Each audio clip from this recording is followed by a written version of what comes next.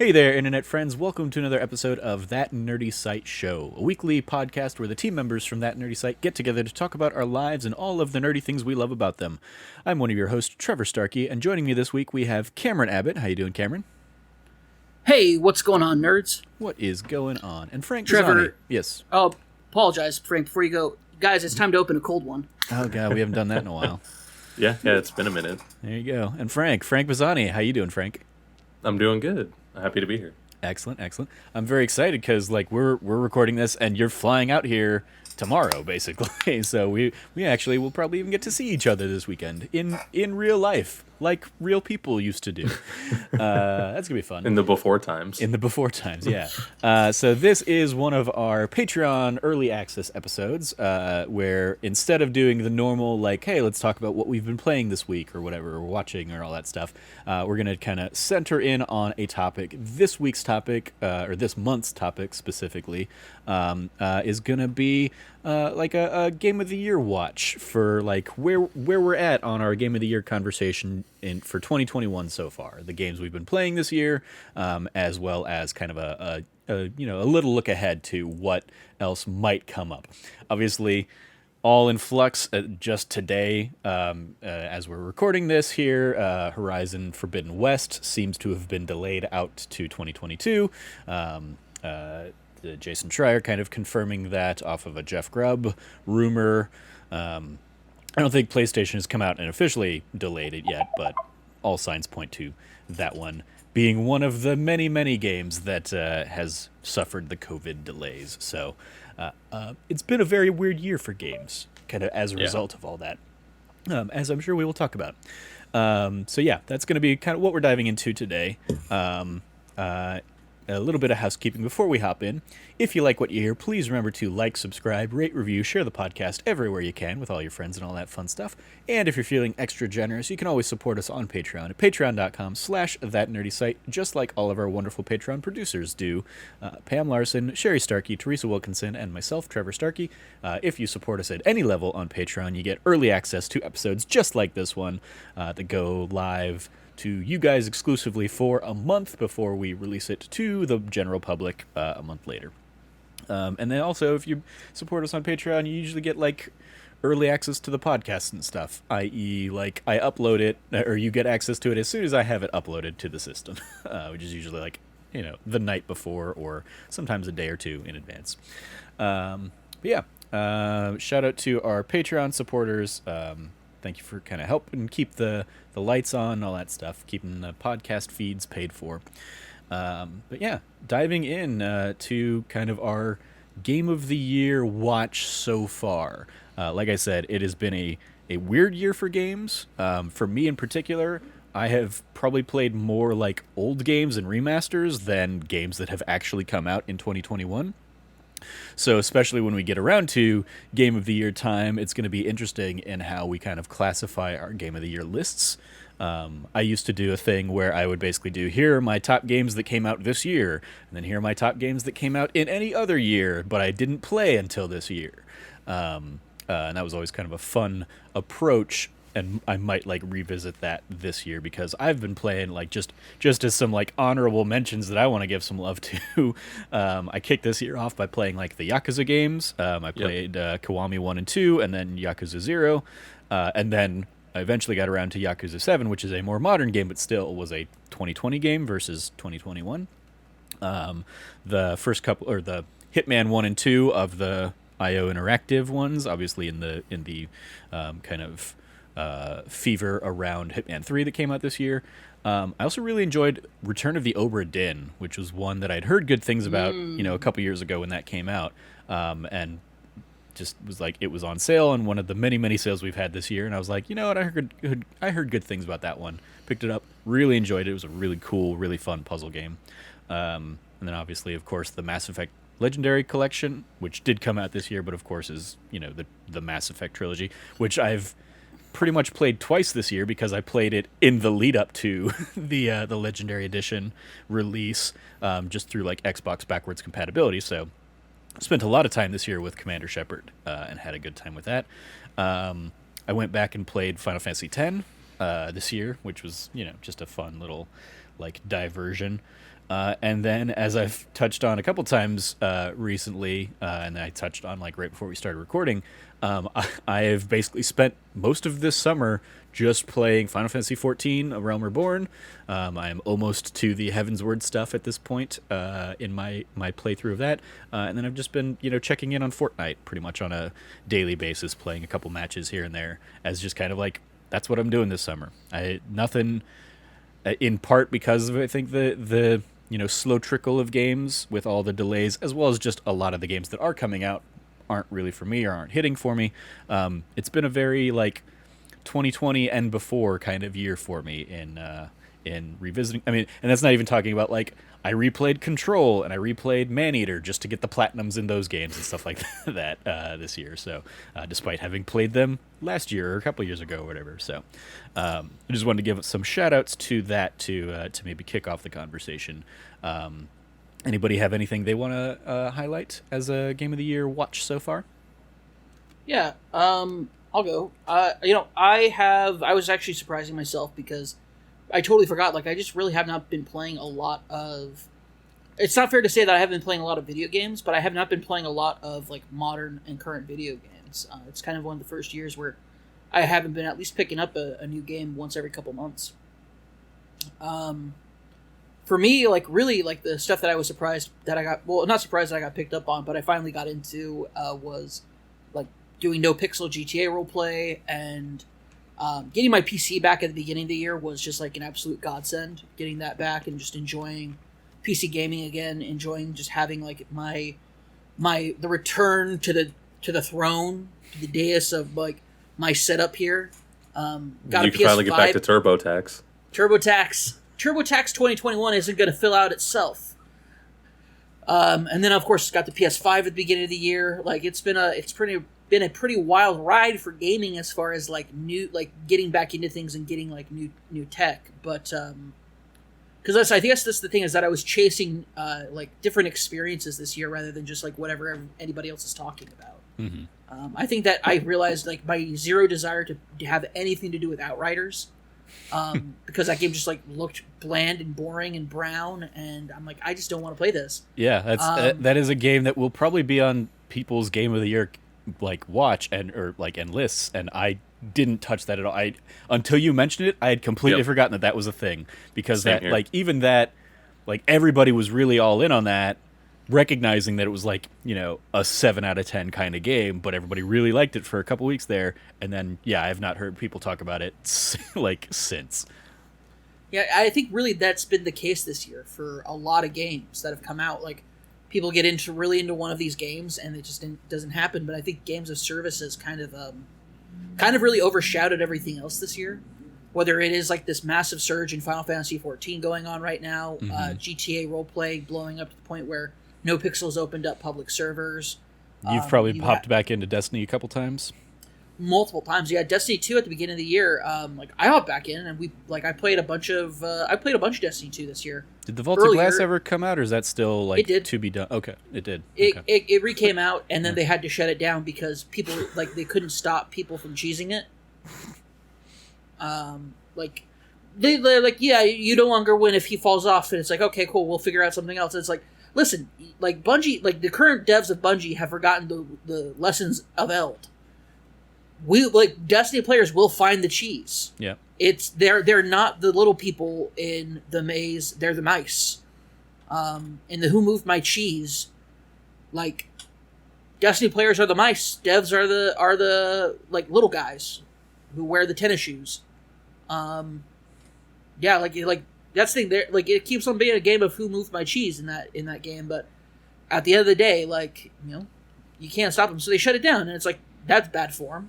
Just let people cheese it. Who cares? Yeah, I didn't even know that it happened. Yeah, that's World First isn't a thing. Like the World First already happened. Who cares how people do it anymore? Yeah, like that was kind of like the joy of Destiny 1 is like you could do it the real way, or you could do it like the many different ways of cheesing it. Anyway, it's just like so there's that like that. I didn't actually even do Vault of Glass this year, like this when it came out because I'm not high enough light level. Mm-hmm. I stopped like after Crypt, like the Stone Crypt. I didn't like. I kind of stopped playing. I fell off, and so like when everybody else has been doing the regular grind for the regular thing, boosting up their light level bit by bit, and now they're like 100+ above me, and I'm like, okay, cool, I'll hop back in, and it's like, cool, enjoy getting a little bit by bit, and I'm like, oh, cool. I don't get like a jump up to where things are like it used to be. You really want to make me grind for it? No. I don't have that time. I don't have I don't want to get I don't want to spend time doing the same things over and over so I can do the new fun thing. Like that's not fun. And so like Destiny 2 for me has kind of hit a point where it's like, in order to give people who consistently play every day or every week, like more to do, or like make things harder for them to obtain, they have not retroactively gone back and made it just like easy to jump up to where everybody else is. Yeah. So my raid crew is like, yeah, like they're running Vault of Glass all the time, and it's like, cool. No, or they were back when it was open. But like, yeah, closing out Vault of Glass sucked. Destiny 2, I think Destiny 2 has probably like had some interesting stuff happen lore wise that's keeping me entertained, but like actually be there playing it, not really there. Okay. Anything else that you've been hopping into this year? Oh yeah, so like, are we actually going like through our lists and stuff that we have here? I mean, again, like I said before we started recording, like I'm looking at kind of a free-form conversation. So if you want to like give a shout out to anything, or we can throw it to Frank. Frank, you have anything you want to give some love to? Yeah. I'm pretty much, I think, in the same boat as this kind of sounds like both of you, but especially Trevor, where it's like it's been a pretty slow year, and then a lot of the stuff that has come out is just not for me. And so I have been, like, I spent a lot of the beginning of the year catching up on the things I missed in 2020. So that's when I played, like, Ghost of Tsushima. Control was older than that, like 2019, but I went back and I played Control and got the platinum there. Final Fantasy VII Remake was another one. So there's a lot of, like, I still have to go back and do Doom Eternal as well, but, like, that's kind of, I think, one of my big last one for 2020. Doom Eternal on PS5? Hells yeah. No, see, that's great, is I've waited just enough time, and now I have because I like Cam's, and as well, I also got the PS5 this year, so that's been great already, and I just can't wait to keep, like, playing through games on that. You got to go back and check out Bugsnax. No, I do. That's right. I do have to go back and check out Bugsnax. I have it downloaded, and like that was going to be the first game I was going to launch into, and I was like, oh, let me check out Astrobot first. And so I ended up. That's the problem, yeah. Astrobot takes you away. Yeah, no, and then Astrobot I went through, and then I ended up doing the racing game for a bit, and then I went back to Yakuza, and I was putting some more work into that, and that's where I still need to do Bugsnax, I still need to do Maquette, I still need to do what was the other one? Ratchet and Clank. I was like, I'm falling behind on that, but the big one I kind of got lost there, but the big one I wanted to give a shout out to is the Yakuza games. Kind of like you had given a shout out to this year so far. I've played Kiwami 1, Kiwami 2, and then I've also played Yakuza 3, 4, and now I'm like halfway through 5. But like that series is, I mean, it's been a known amazing series since it's been a thing like on PS2, but it's only, I feel like, gotten bigger and bigger and bigger, and not only the games but even just like the fandom. Yeah, I think I definitely think it hit a tipping point. And I think in particular with like Song of Life last year, or not Song of Life, the Yakuza 7, Like a Dragon, yeah, yeah, Like a Dragon, like that one I think really added a new like spark to the people talking about it, and even that, like the fact that is a drastically different game than the rest of the Yakuza series is like I think the most interesting bit of it. Yeah. And I think it's interesting that I don't know if you guys had heard this, but that's going to be the new formula going forward for mainline Yakuza, is that like turn-based kind of JRPG style. And if you want that beat 'em up combat, you have to go to like Judgment or whatever other side games they're gonna keep making. Yeah. And that's why I'm glad we're not losing the beat 'em up stuff entirely, because their fighting game combat, or like their beat 'em up style combat, is really, really good. And it's different in all the different games, and like some of them do it better than others. But like Kiwami 2, I felt like had amazing combat. Yakuza 5, I think, also has incredible combat. It's like 3, I think, kind of took a step back, but it's because I'm going back in time almost, you know? Like, I can see how at the time it was a jump forward from, like, the PS2, but going from Kiwami 2 to 3 is like a huge step backwards. Yeah. There's some discussion online that 3 should have been Kiwami 3, and I think that's honestly 100% fair. I think it probably should have been. Yeah, it's interesting because I think like everybody kind of has like their own favorites. Like I remember when I played Kiwami 1 and 2, I remember talking to Logan, who also has played had played both those games, and I remember Logan really didn't like how they simplified combat in Kiwami 2, and I really did, because I thought there was like too much going on in the first game. Yeah. And then like going from that into like Yakuza 0 that like felt more like Kiwami 1 because it was a more modern game. I was like, oh, this is a very weird. And so not having played like 3, 4, 5, or 6, it's like, oh, they change it up each time. Okay, that's interesting. Like 1 and 0, I think, are my favorites of the 3 that I played in that style. Actually, I really enjoyed the simplification of it in 2, but what was it actually? Yeah, now that I think about it, now that I think back on it, like 2 might have been my favorite combat wise, just because it was like easier to do and I could just button mash a little bit more. There you go. And that, like, I think that helps a bit, but it's like 2 just felt so much more fluid and like natural. And there's also, they add like the things where you can cancel out of things you're doing.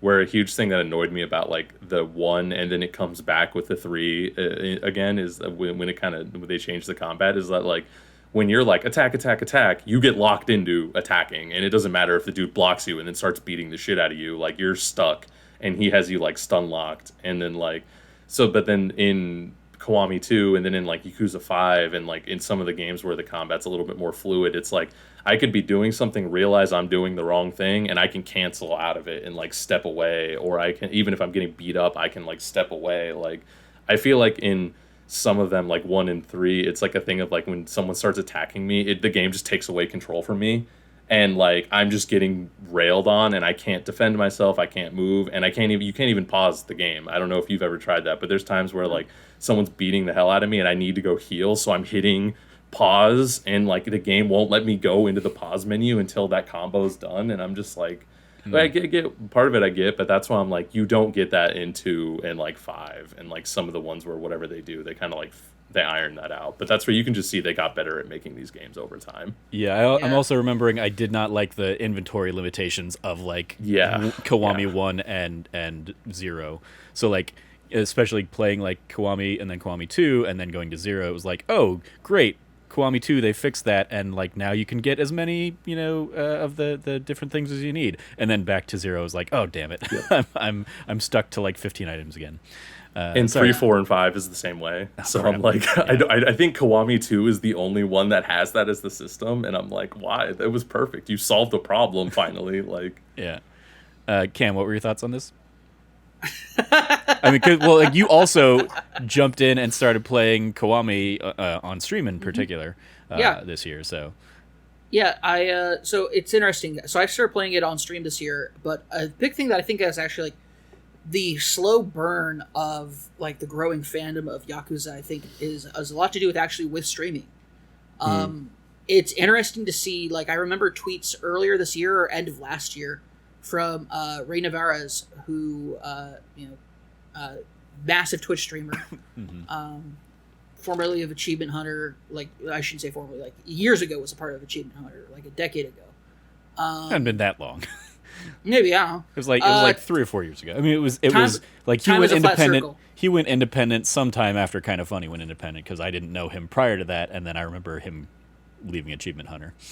There you go. Time is a flat circle, especially after COVID. So, let me put it this. But look, I remember him tweeting out, lamenting, saying he's like, man, I wish my Yakuza streams were more popular. Like he can't. He was lamenting that he can't keep a steady flow of viewers and interest and things going while playing a Yakuza game, even though he himself would rather be playing a Yakuza game than just about anything else. Yeah. And so I think that is a very good look at how streaming has brought Yakuza back into the forefront. Like Yakuza streams are I'm not the only person who streams Yakuza. A lot of people do, especially the latest one. Yeah, I remember. I remember Gary Whitta streaming like a dragon, being like, "All right, go nuts, Gary Whitta." Yeah, it's like that. So, like, as far as that goes, I think especially with the latest one and its prevalence being on streams, but I think over time, before Yakuza 7 came out, there had been a steady stream of players and like big streamers playing Yakuza games. And even though it was missing their overall demographic and targets, and they would have to move away from it, it did still sink a seed in a lot of people to be interested in it. That's what happened to me.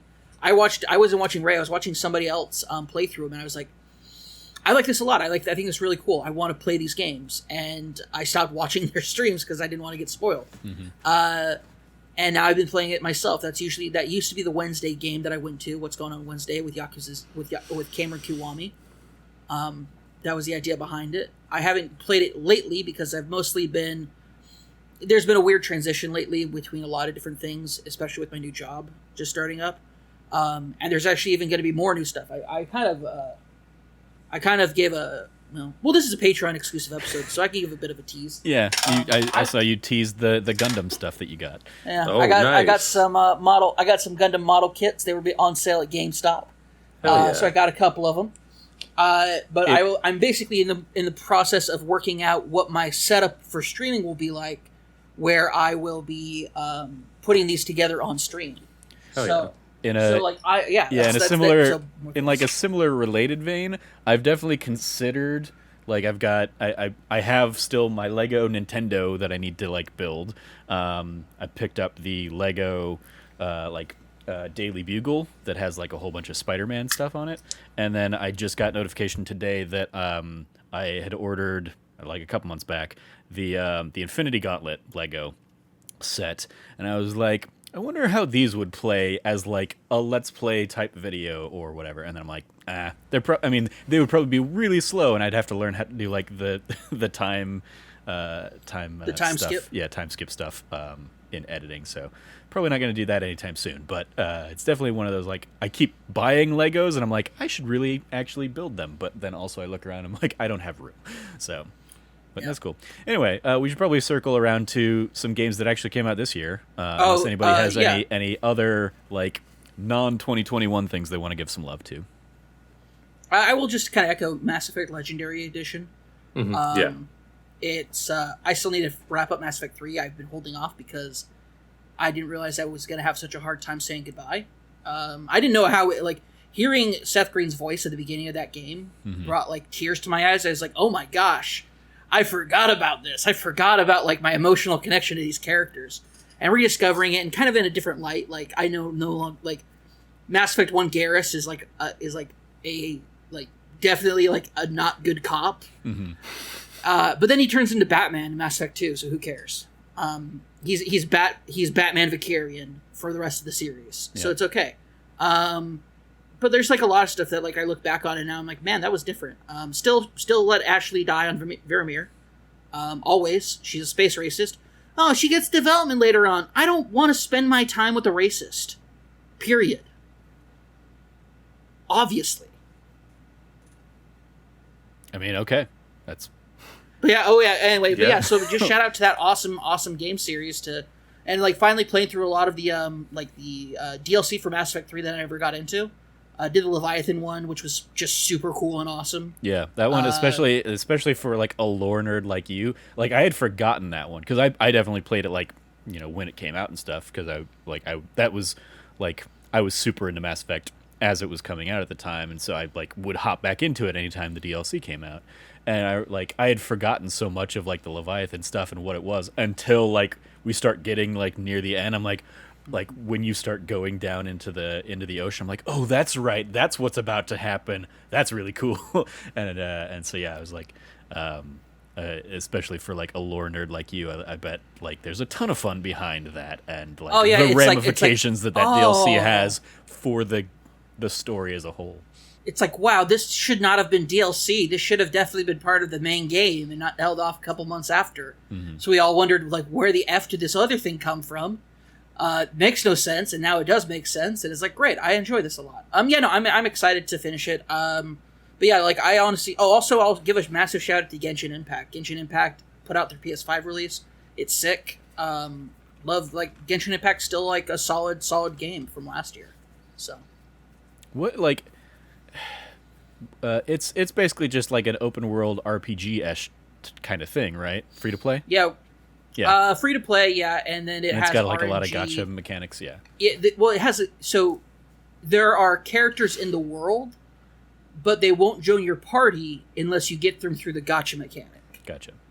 So Gotcha. also everybody has like it's there's a weird waifu husbando thing going on in that culture, in that subculture, and I don't subscribe to it. Mm-hmm. But I do have like my like I have my like I it's a fun game. It's just a cool like combination of like Breath of the Wild meets like a more action adventure or sorry, a more action third person action game aspect to it. It's great. Cool. Well, I will then kick things off, I guess, with some 2021 stuff. Because the first one of this year that really connected for me and actually pulled me away from like the Yakuza stuff was Hitman 3. And I got like super into Hitman 3, so much so that I did go back and like finally play Hitman 1 and 2, or like, because I had tried to play Hitman 1 of the IO Interactive version like a couple years ago.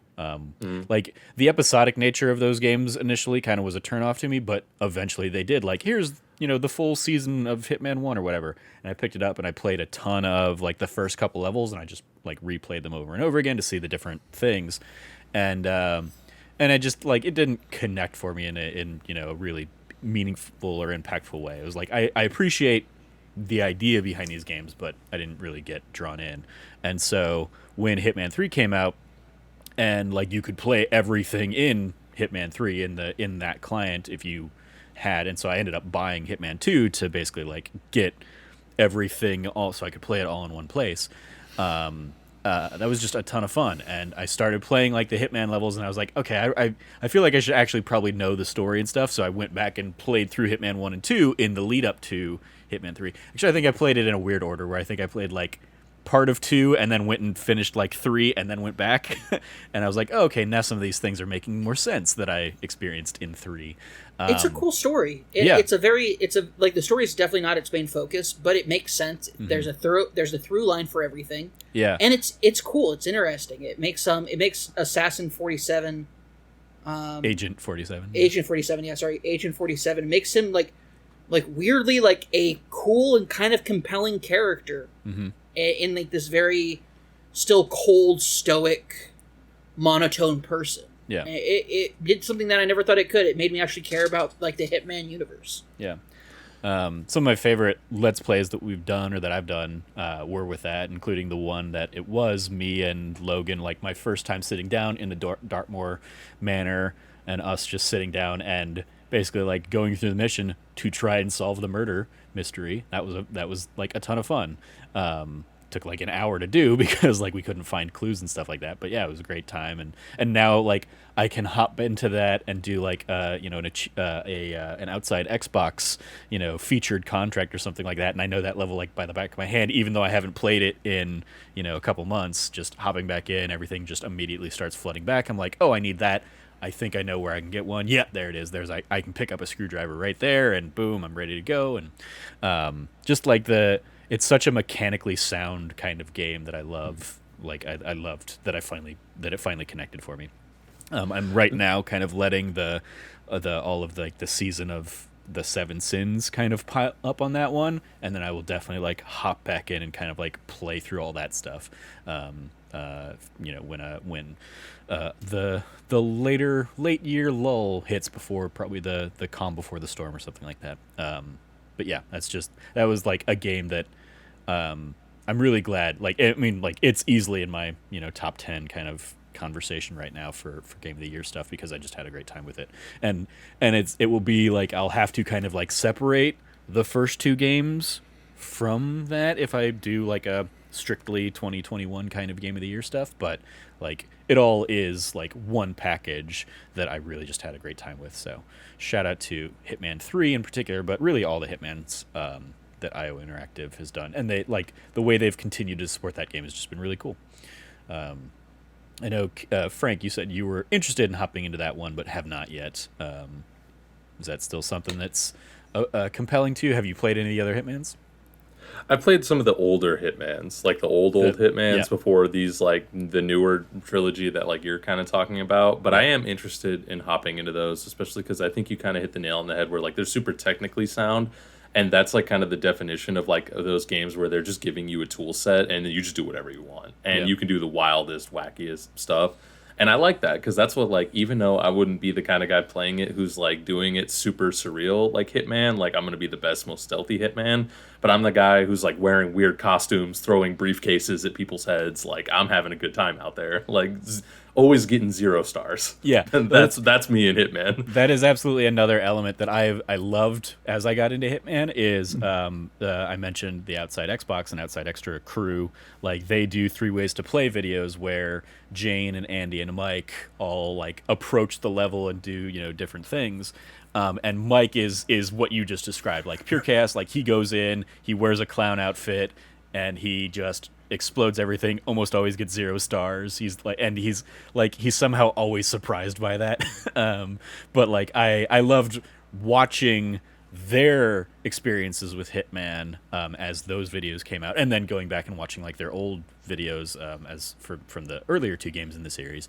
So much so that when I did do my own Let's Play of their featured contracts, I basically tried to like do each of their levels as they would do it. Like with Andy's level, I was trying to be very methodical and making sure that like nobody was seeing me and nobody was catching me. And then when I got around to Mike's, I was just like, yep, I like it is a like his level is specifically like you can't change your costume. So I was like, well then I'm gonna walk in with the big clown costume because I've seen him do that in so many of their Let's Plays, and it's just going to be fun. I'm going to have a good time with this. So, yeah, shout out to like the game and then just the surrounding kind of environment of the game.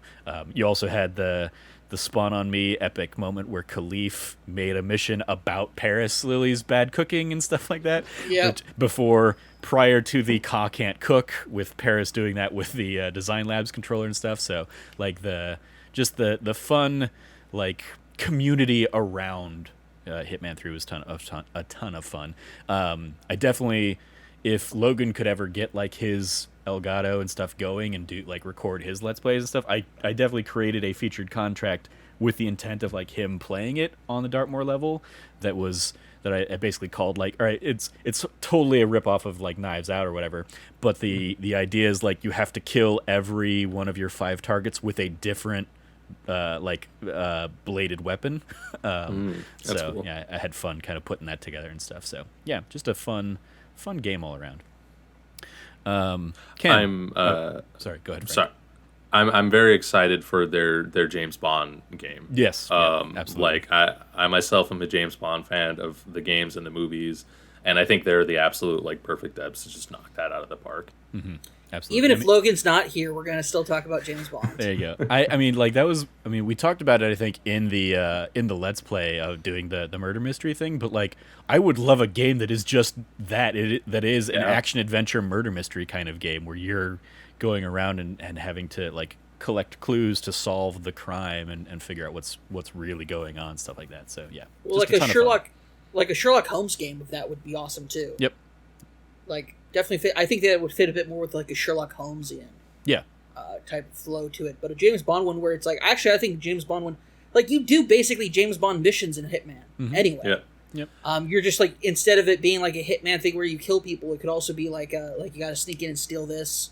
You have like the non-combat version versus it would be like they are perfect for working on that. They are. Yep. Gonna be real fun. Cam, hit me with another one of your games for the year. So this year started off being like, I got my PC back, and one of the first things I hopped into was Valheim. Valheim is a game where it is essentially it is you are dropped into a world to slay these like number of legendary monsters that Odin has cast off into this world that will bring about Ragnarok. So to prevent it, you're there to kill them. And you're given no real tools, and so you have to like kind of build things out, and you end up building like a settlement for yourself. like different bases around different areas and different environments that you're going to find creatures in. You have classic Norse mythological like just creatures running around. I played a ton of it. I like really established like a really cool coastal base, and I was like, cool. I have to go sail now to fight these guys. To fight this like the next boss. And as I was sailing out there, I got like absolutely destroyed by the Midgard serpent. Mm-hmm. It like came out of nowhere, just like smashed my boat to bits. And that was when you basically rage quit, isn't it? Yeah, that's when I rage quit the game. I was like, oh, well, this is dumb. I had all my stuff on me to take on the boss, and now I don't have it anymore. And it's like, go find your thing in the middle of the ocean. Get out of here. Yep. Get out of here. Nobody told me about this. Nobody said that this could happen. This is BS. I'm pretty sure like the first time we talked about that, you kind of talked about that experience of the game, and then you got screwed by it. Yeah, I got screwed by it. I was like, you know what, that's probably like, I probably should have seen that coming. Like, it's Norse mythology. Of course, the Midgard serpent's going to screw me over at some point. I mean, if anything, that was like the one clip I had seen going around about Valheim, since I didn't watch any streams or anything on it. But I had seen like clips going around on YouTube of like somebody really excited and then somebody really terrified because a thing came out and destroyed them in the water. So when you described it happening to you, I was just like, yeah, that sounds about right. I didn't notice any of those. I was busy watching all the clips of people like sailing to the end of the world. And I'm like, oh, they sailed to the end of the world. That's cool. I guess it's okay to be out in the middle of the ocean. It's not. Anyway, I rage quit that one. Bounced like, and like, by that point, nobody else was playing it anymore. Yeah, because there was a multiplayer aspect to it that was a lot of fun. Yeah, that's something that like we talked about with Outriders a little bit. Like, that is another game that like came and blew up, and everybody was playing it on Steam and stuff like that, and then just like fell off when the next thing came around. Like, I don't feel like there's been a ton in the way of like lasting presence this year, apart from like something like Final Fantasy 14 or whatever, where it is like that just kind of keeps turning into a meme of itself. Knockout City is doing like surprisingly well, I thought, which like good for them. That's a cool, fun game. But I was like, that seems like it brought some people in, and it seems like people are still going back and like continually playing it, or at least talking about it. Did you touch that one at all, Frank? I haven't. I've wanted to though, but that's just one I haven't picked up yet, because I don't think I'd get deep into it, but it does seem like fun to pick up and mess around with. Yeah, it's a lot of fun. When I was updating some stuff on my Xbox, I saw that it was, it's obviously on Game Pass and stuff, so I was like, maybe I'll hop into that, and I was like, wait, no, that's not going to be a game. That's not going to be a Trevor game. But you played some of that, right, Cam? I played quite a bit of it. It's super fun. Think that's Game of the Year contender? I don't really think so. It's a game that I played this year. I think it's a game that a lot of people will just keep gravitating towards. I'm just going to say it. It has a little bit of that Fortnite effect where like it's not too it doesn't take itself too seriously. Things get like momentarily sweaty, but at the same time, it doesn't take it like those sweaty moments don't take themselves too seriously. Yeah. And there is just a lot of variety to. Let me rephrase that. There's actually quite a lack of variety in that game, in regards to like what's going on in it, which means that. It's a game that I think fits the criteria of easy to pick up and learn and play, but very difficult to master. Yeah. And so like it's a cool game. I enjoyed my time with it. I still like if I have friends who are like, hey, you want to play it? Like, sure, I might do it.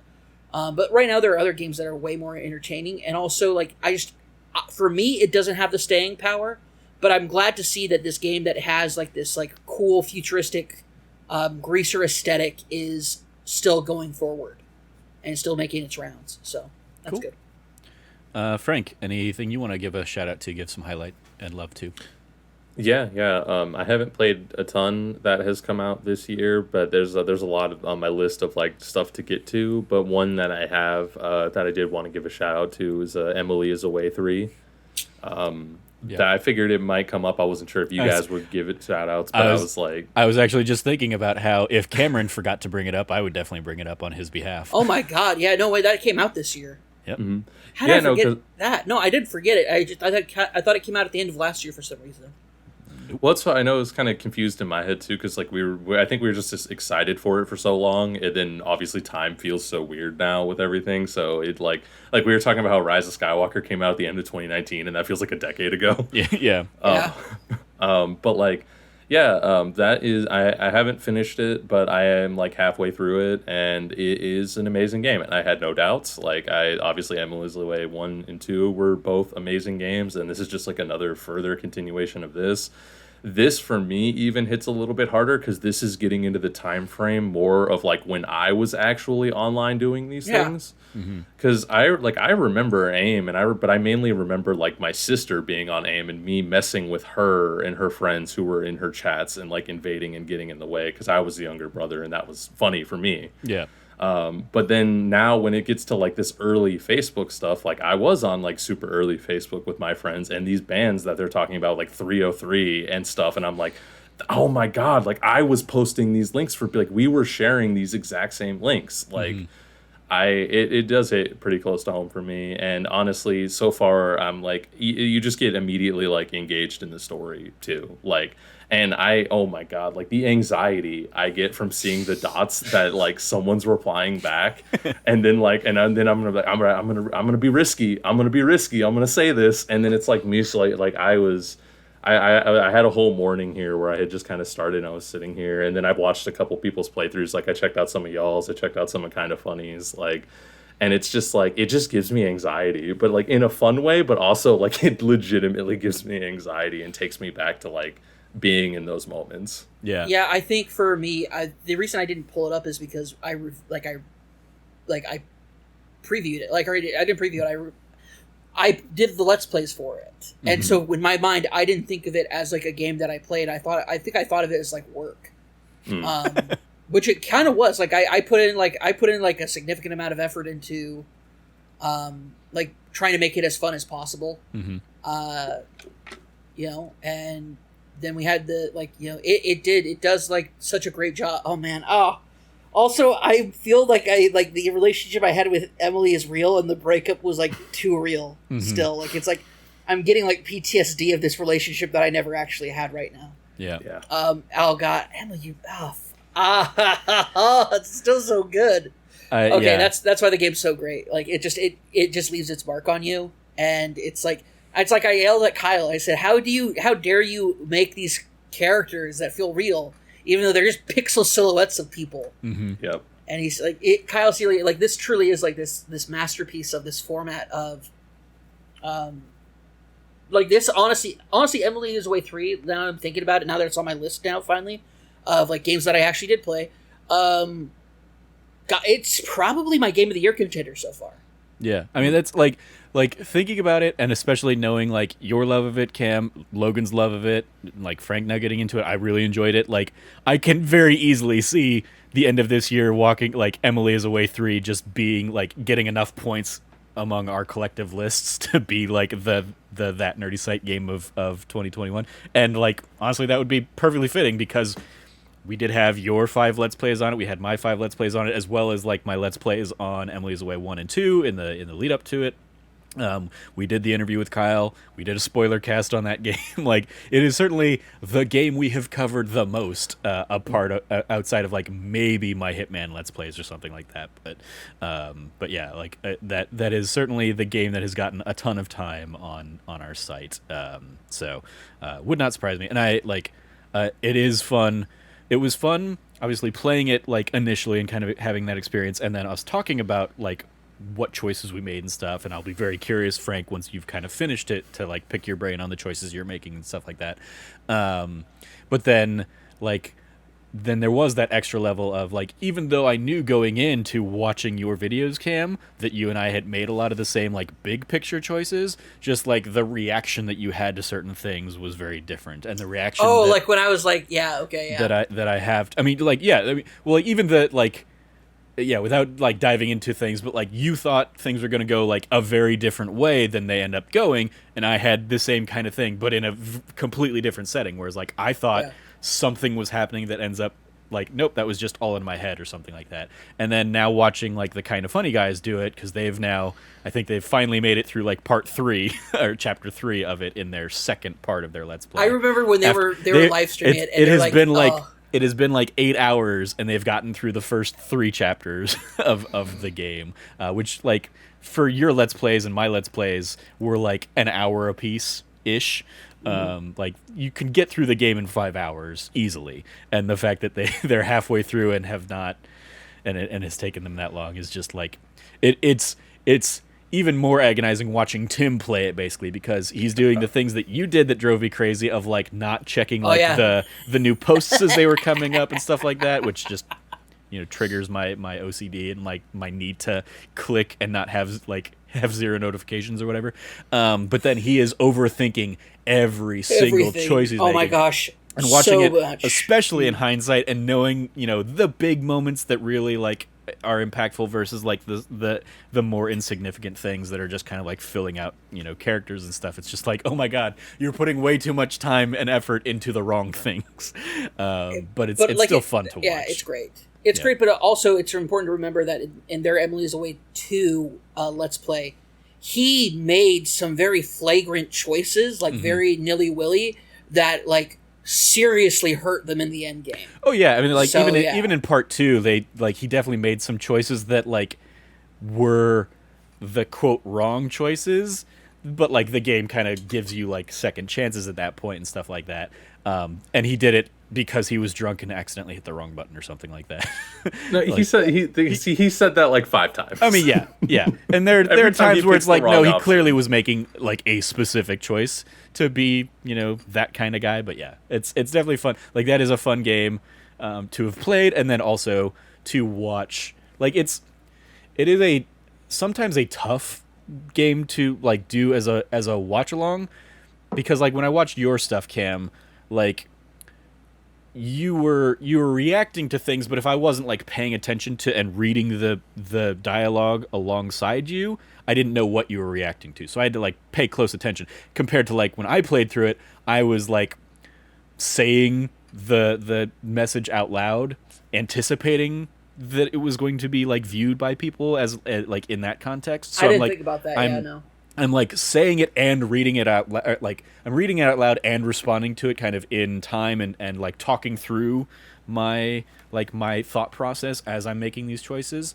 And like you kind of did like one half of that puzzle, kind of Funny's doing like one half of that puzzle. So it's if you're not like fully invested in what's going on and really keeping up with the story as it's coming at you on the screen, it can be like a tough Let's Play or a tough stream. I mean, like obviously it also is incredibly tough to stream or like record Let's Plays of it, because Kyle has like windows pop up in certain other windows, and if you don't have your system configured for it, you're not going to be able to play those other videos. And then if you do try and play those other videos, they're going to get blocked and demonetized and all that stuff anyway. So it's definitely not like it's not a streamer friendly or a Let's Play friendly kind of game. But if you're like, it is the kind of game that is really fun to watch a friend play, or to experience vicariously through them. So if you're along for that ride, it's definitely like a good fun time, I think. So yeah, shout out to Emily's The Way 3. Good call there, Frank. And again, I will like wherever that ends up on our list, because it will inevitably end up somewhere on like the collective site list, given the collective love of it. I'm not going to be surprised. Like I guess if it just barely makes the list at 10 or something like that, I'm gonna be like, how did that happen? but no, I expect that one to do very, very well.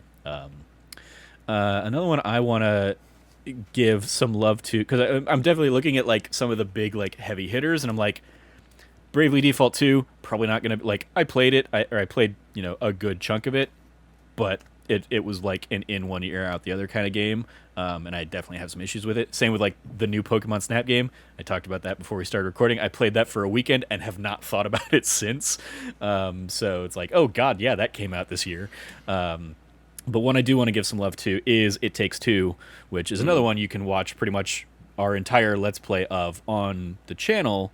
Me and Logan playing through that game, and that was a ton of fun. Like I definitely had my concerns going in, because I have a very I do not like Joseph Ferris as a person and as a personality. But fuck the Oscars. Yeah, how do you feel about that? Yeah, I do not like that guy. I mean that statement in itself was like, I was annoyed by it, because like, don't like, everything can be good. You can celebrate all things. You don't have to like pit one thing against another. But then finding out like how drunk he was and hearing some of the shit that he was doing backstage and behind the scenes, because I was at that Game Awards that year. So like that happening, I was just like, yeah, that guy's kind of a dick. But the game, and even like I think Logan and I were both kind of on the same page. Like the story of It Takes Two isn't the best. It definitely has some real pacing problems, but just the never-ending gameplay fun of that game. Like every chapter of that game introduces new mechanics and that you play with, and then you like they kind of explore those mechanics to the fullest, and then they put those mechanics away, and you move on to the next thing. And so that game is always presenting new ideas to you in a really fun way, and a really cool, like, you need to, like, you can only play that game collaboratively. You can't, like, there's no way you can, like, I mean, I'm sure somebody out there has figured out how to, like, one player their way through it or something through, like, in an Awesome Games Done Quick or whatever. But it's definitely, like, designed to be played through by two people who are talking to each other and, like, figuring out how to get through these things together. And it was just a ton of fun. I really had a great time with it. Easily a top contender for Game of the Year stuff for me. And it was just there are days where I'm like, I wish I could go in and play parts of that game single player or something like that. I wish it wasn't a co-op only experience, because there were some things that were just a ton of fun and I would love to, like, go back and revisit, but I'm like, I'm not gonna call Logan up and be like, yo, let's hop in and just, like, replay this level or something like that, because that's just not that's not how to jive. So but yeah, that was definitely a good standout game. I imagine neither of you have hopped in and played it, right? No, I'm not really too interested in it. Yeah, that's fair. I am kind of interested in it. I just, like, don't think I'll probably get around to it, because it is, like, kind of like you hinted at. Like, I think the strength of the game is that it's a co-op experience, but then at the same time, I think that's what's probably going to hold me back from it, because at this point, especially having kind of missed the initial push for it, like, I don't know, like, who would necessarily want to sit down with it and kind of, like, run through it. And it was kind of a similar thing of, like, I never went through A Way Out either. Yep. I mean, yeah, it's especially, like, I appreciated that it was, like, it's a couch co-op game, but you can play it, across the internet and stuff like that. But it's very much like if I'm fortunate enough to have a partner again or something like that, that is a game I will use to introduce them. Or ideally they love games too, and that is a game that would be fun to sit down and play with them. But if not, it is also a fun game to potentially introduce somebody to, as kind of a gateway game for gaming. So yeah, just wanted to give some love to It Takes Two. Cam, you have any other ones you want to give some love to? Give a shout out to? I have two more, and I'll get through them one at a time here. One game that I really wanted to give a mass shout out to that I'm still playing through right now is Scarlet Nexus. Mm-hmm. I had a completely different idea of what I thought this game was going to be like. I expected it to be a lot more like Code Vein, that came out back in 2019. Was one of those end of the year games that I played that kind of upset my bracket, upset my rankings at the time, and which was a lot more of a Souls inspired kind of style of game. This one is very much not the case. It's a very cool interactive, not hack and slash game. It's an action game for sure, but the way the action works, the systems that it uses, they're very they're very intuitive, but at the same time they are they're counter-predictive, if that makes sense. You would think that this is the kind of game, you're the main character. Oh, he has a sword, cool. So he's probably going to do a lot of swinging and slashing attacks and whatnot. And it's no, he uses psychokinesis. He's going to use his sword to be a buzzsaw and do other things like that. So it's very unconventional, I guess is the better way to put it. The unconventional gameplay aspect of it that is still very intuitive is just really astounding. It has a very interesting story that is going on. That is pretty anime-esque. So people I'm not saying it's this is great literature put into a game. But it has a mystery to it, and the questions of what's going on are still there and still hooking me to the point where I keep on thinking I need to get back to that game because I really need to figure out what happens. I need to find out what happens. And like, there's also some weird, mysterious things happening with the main character that, like, I don't know what the answer is, what's going on. Like, I have a couple of thoughts and theories about it, but like, I don't know, because I've been wrong about a lot of stuff in this game so far, like where I thought it was going. So it does have a very interesting story along with it. It has 2 main characters, so you pick whose route you want to go through. So I even have another entire route of that game to go through as the other character who plays very differently. And it's in its own way, it's very, very cool. It has a very unique, very, like, it's tipping its toes in the water of being like a very, I mean, I guess I just say it's a cyberpunk game. It is in it as in the genre of cyberpunk. Not Cyberpunk 2077. Like, it's not like an imitation or like a playing of that. It's not like that at all. But the cyberpunk where we are talking about mass information dystopia, like the parallels between, like, there is an apocalyptic world on the outside of the city that everything is in this like neon type technology, but then later in the game you meet people who are called duds, who don't have the mental capability to like, essentially they're not part of the further evolved human race that where everybody has like some sort of like psychic ability. People who don't have those aren't able to actually see the neon technology that exists. And so, like, they don't know where, like, there's no signs explaining where things are.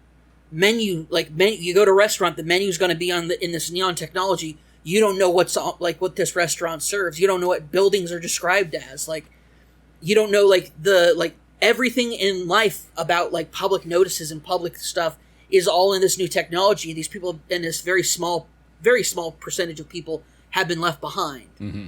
And there's a question of, like, information manipulation, like the true nature of the apocalyptic beasts that you are fighting.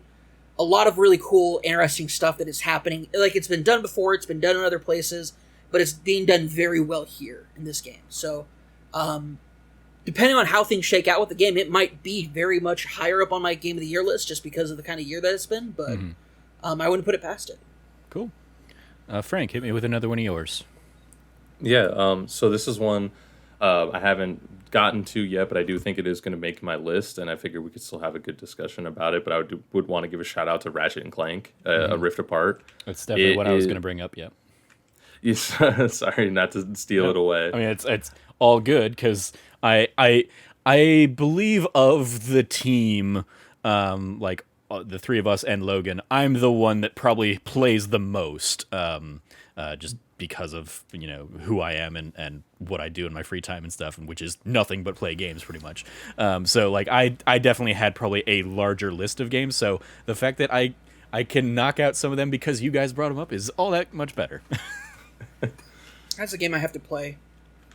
Yeah, and right now I'm pretty much in the same boat, but it is like that is my most like anticipated. Like, I need to get to this, and like I should have already, but it was kind of like what I hinted at before, where it's like I started Astrobot, and then while I was playing Astrobot, those like the slight platforming was actually like, oh, I need to just go get Ratchet and Clank. Like, that was a thought I had like all the time. But I'm a longtime Ratchet and Clank fan. Like, I'm a fan going all the way back to the PS2, and I loved Ratchet 2016, and I even platinuming that game. At the end, I'm like, I just want more. Like, the gameplay is too good. Like, it's just so much fun. The universe is super fun. I've seen a bunch of the gameplay from A Rift Apart already, and I know that, like, I think this is going to be a game that's totally going to hit for me, and it's going to be right up my alley, and I think it's going to be towards the top of my list at the end of this year. And I'm just like, I can't wait to actually dive in and play it. Like, something about upgrading those guns is like too good. Like, it's having all the different guns.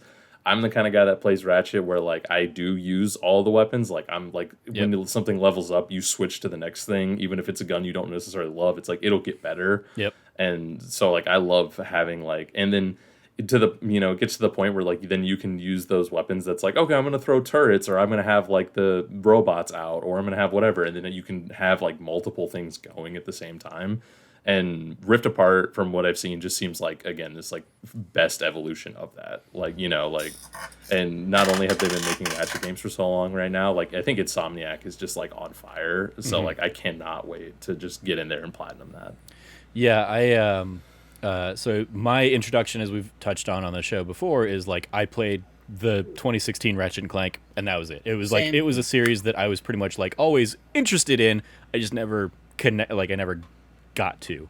It was one like I remember, you know, back in the PS2 era, being like, oh, like the guns in that game look really cool and they're funny and they're innovative and stuff like that, and thinking that's really cool. But for whatever reason, I was like, I don't know, just I never got to those games. I never hopped into them. So I think the part of that is also like they're like if that game wasn't at a Blockbuster, which by the way, if it was at a Blockbuster, it was usually rented out. But if it wasn't at a Blockbuster, like that's a big ask somebody to drop the rare $60 game that they might get access to when there's bigger tentpole games for other interests, like, you know, Final Fantasy X, Final Fantasy 12, Metal Gear Solid 2, Metal Gear Solid 2, Metal Gear Solid 3, Snake Eater, like tentpole games that you are waiting for the, like, at least for me, like I maybe got one game, maybe two games a year. And so I had to like look at what was coming out that year and like plan out what was my ask. yeah, it was. I mean, it was like that just time of my gaming life. Like I guess I just wasn't into platformers or something, because like I missed Ratchet and Clank, I missed Jak and Daxter, I missed Sly Cooper.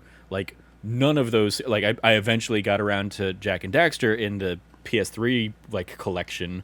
But yeah, like Never I just hadn't. Like I just kind of like that was a, you know, black hole in my gaming. So, but whatever.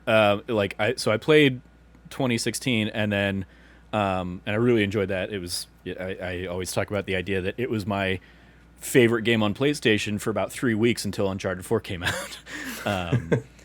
But like Insomniac does remain they continue to have my favorite game on Xbox of Sunset Overdrive, and I would love to see that series come back, just because the action and the movement and the flow of that game just was so much fun to play. And Ratchet and Clank Rift Apart is that again. It is. I mean, it's Sunset Overdrive mixed with Spider-Man, mixed with Spider-Man Miles Morales, mixed with like Ratchet 2016, and it is just a ton of fun as an action platformer that, you know, has the shooting and all that stuff. And all of the things you kind of described there, Frank, of like the leveling up the guns and stuff, like is a ton of fun.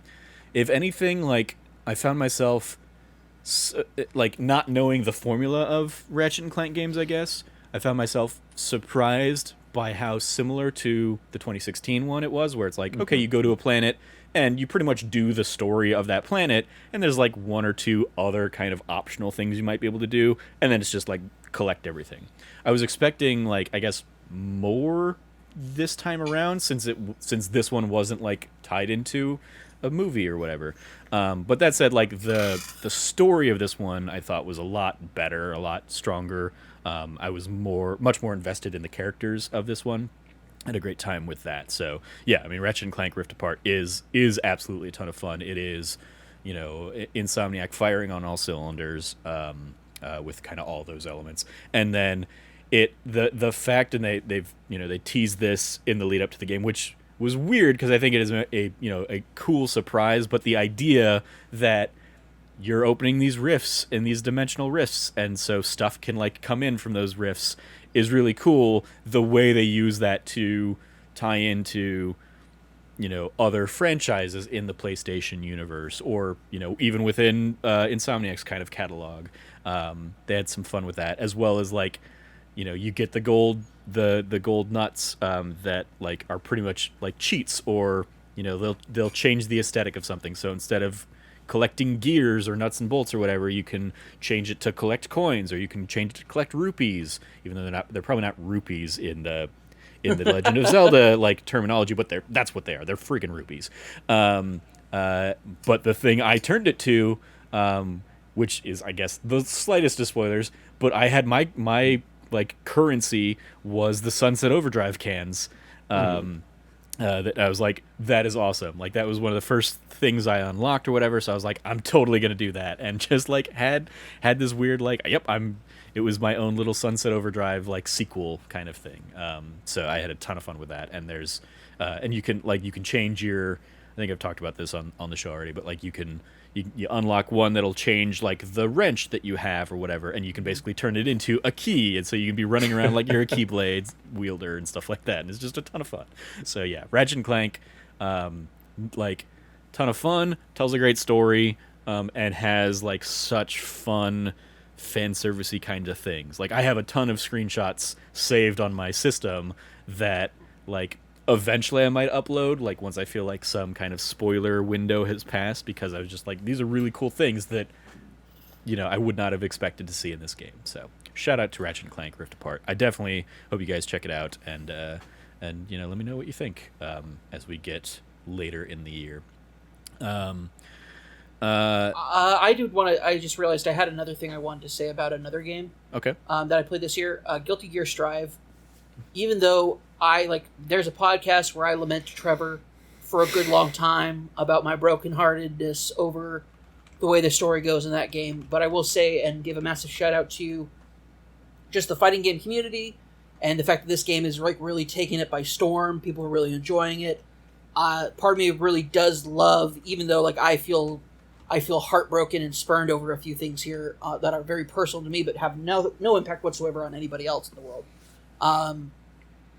That it is being adopted so quickly and so lovingly by the fighting game community around it. That there are already tournaments that have happened. It has great net code.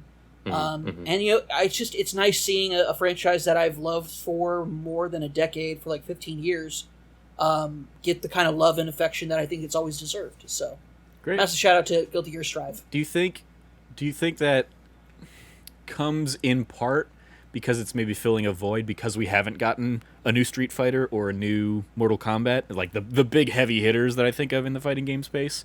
I feel like we haven't gotten a new one of those in a few years. We just keep getting like the, you know, Turbo Ultra Edition or whatever. Yeah, well, I think that the biggest thing you're going to run into here is that the mainstream like vision of what fighting games are, being Street Fighter and Mortal Kombat, is not necessarily reflective of the fighting game community as a whole. Street Fighter, which was once the dominant thing, Street Fighter V did not pick up the same fervor that 4 had, fell off very quickly, and was like to the point where Capcom wasn't getting enough like attention on it, so they created the Capcom Cup to do their own version, like their own league circuit, in order to keep a focus on a game that people were just not really playing as much. Mortal Kombat 11, I would say, is definitely like more up there. It's still seeing play, but we haven't gotten a new Mortal Kombat game since then. Mm-hmm. And on top of that, so we haven't gotten a new one. I think if a new Mortal Kombat came out, that could, because of like the goodwill that is there for Mortal Kombat 11, like that for sure would be like a big splash. I imagine we'll probably get an Injustice 3 first, though, right? That probably seems more likely. I don't know what they're doing going forward with Injustice, like in NetherRealm. I don't know like what their plan is on that, because a lot of the DC property stuff has been taken up by the Suicide Squad game. There's a lot of stuff going on. Gotham Knights. Like there's a lot of WB DC property that is being explored, and there hasn't been any sort of like reason or tease for Injustice 3 yet. So we might get a Mortal Kombat 12 before we see that. Okay. On the flip side of that, I would also say that after Dragon Ball Fighters took the main stage at that, and then the year after Smash Ultimate came out, you had like the other games of the fighting game community take the main stage, and I don't think they're ready to give that up yet. Mm-hmm. The quote unquote other games are the mainstay in games now, and so Guilty Gear Revelator 2 was like a very big game, but it got quickly pushed out by cross tag, Blaze Blue cross tag battle, which came out right afterwards, and then immediately after that, Dragon Ball Fighters came in and just like dominated the scene for 2 years. Yeah. So yeah, I look at it like this, and then I like Smash Ultimate came out, and then we had then we had COVID hit. Yeah. And we didn't get an actual real Evo that year. And then it was also during that year that we had like the scandal behind Evo come out. Yeah. Mm-hmm. Rocking the FGC community, the Smash community, Evo community, all that. Yeah, everything kind of went to shit during COVID for that. And then you followed up with this year. Evo's kind of been like, yeah, we're not having an in-person tournament this year, but we're going to have a lot of like smaller tournaments online. Mm-hmm. And so they're looking for games. You also have that they partnered with Sony though, so maybe you probably will get like some of those. Like Street Fighter V especially had like a partnership with Sony, so maybe that'll whatever the next deal is. But yeah, maybe I will say this that the priority is games with good netcode, and so far the games with really great netcode are our Guilty Gear Strive. It is not. It's not Mortal Kombat. Like, older games that are still, like, really cool and fun do not have good netcode. Street Fighter V has notoriously terrible netcode. Okay. So, yeah. So I don't see where we go forward with this. It'll be interesting to see, but I don't know. So. Gotcha. And so what you're saying is that Nickelodeon fighting game is going to be at the next Evo because that has rollback netcode. Does it really have rollback netcode? It does. That was one of my favorite memes. It was like Smash Ultimate, Street Fighter V, Mortal Kombat, all these big fighting games, and it's like doesn't have rollback netcode, and then it's does, and it's like the Nickelodeon fucking fighting game that's not. Guess out what? yet, Nickelodeon. Guess what? The Nickelodeon fighting game is a better game than I'd say Ultimate will still keep getting its play because it's Smash. Smash will always get its play. Yeah. No matter what, no matter how badly Nintendo tries to deny the fighting game community. Like, the fighting game community is the redheaded stepchild of Nintendo. Mm-hmm. Because they have, like, the fighting game community just wants so badly for Daddy Nintendo, for Papa Nintendo to give them love, and instead Papa Nintendo smacks them and throws them in the basement. But so Nintendo, so netcode is what these games need to work really well as like online fighting games, right? Yeah. But if they get back into in-person events, a year from now and stuff like that, is that going to matter? Like, is netcode going to matter as much for that audience? It will have mattered because nobody's been practicing the other games. Gotcha. Okay. And that's a big thing, is that if nobody's been practicing them, nobody's been streaming their practices of them, nobody's been streaming tournaments of them. Like, that's the big thing, is that there won't be any coverage of these games. They won't be in the zeitgeist, and they won't get picked up for it. Yeah. I will say, on top of that, with netcode especially, netcode is in every online game, and it's essentially how... So, netcode is designed based off of also, like, what kind of server ping system you're using. So, peer-to-peer is what most places use now because you don't have to keep a server in your studio or headquarters. Yeah. Or rent out like a Minecraft farm. Exactly. Yeah. So like rollback netcode is basically like each input you put in gets sent through, and then it will roll back the inputs and show you there's a delay to it, but not in a way that is there's always a delay because of the ping issue, but rollback allows the ping to process smoother. And there's like more technical stuff to it, but the rollback netcode itself basically means that you're not going to lose frames between pings between each other. Okay.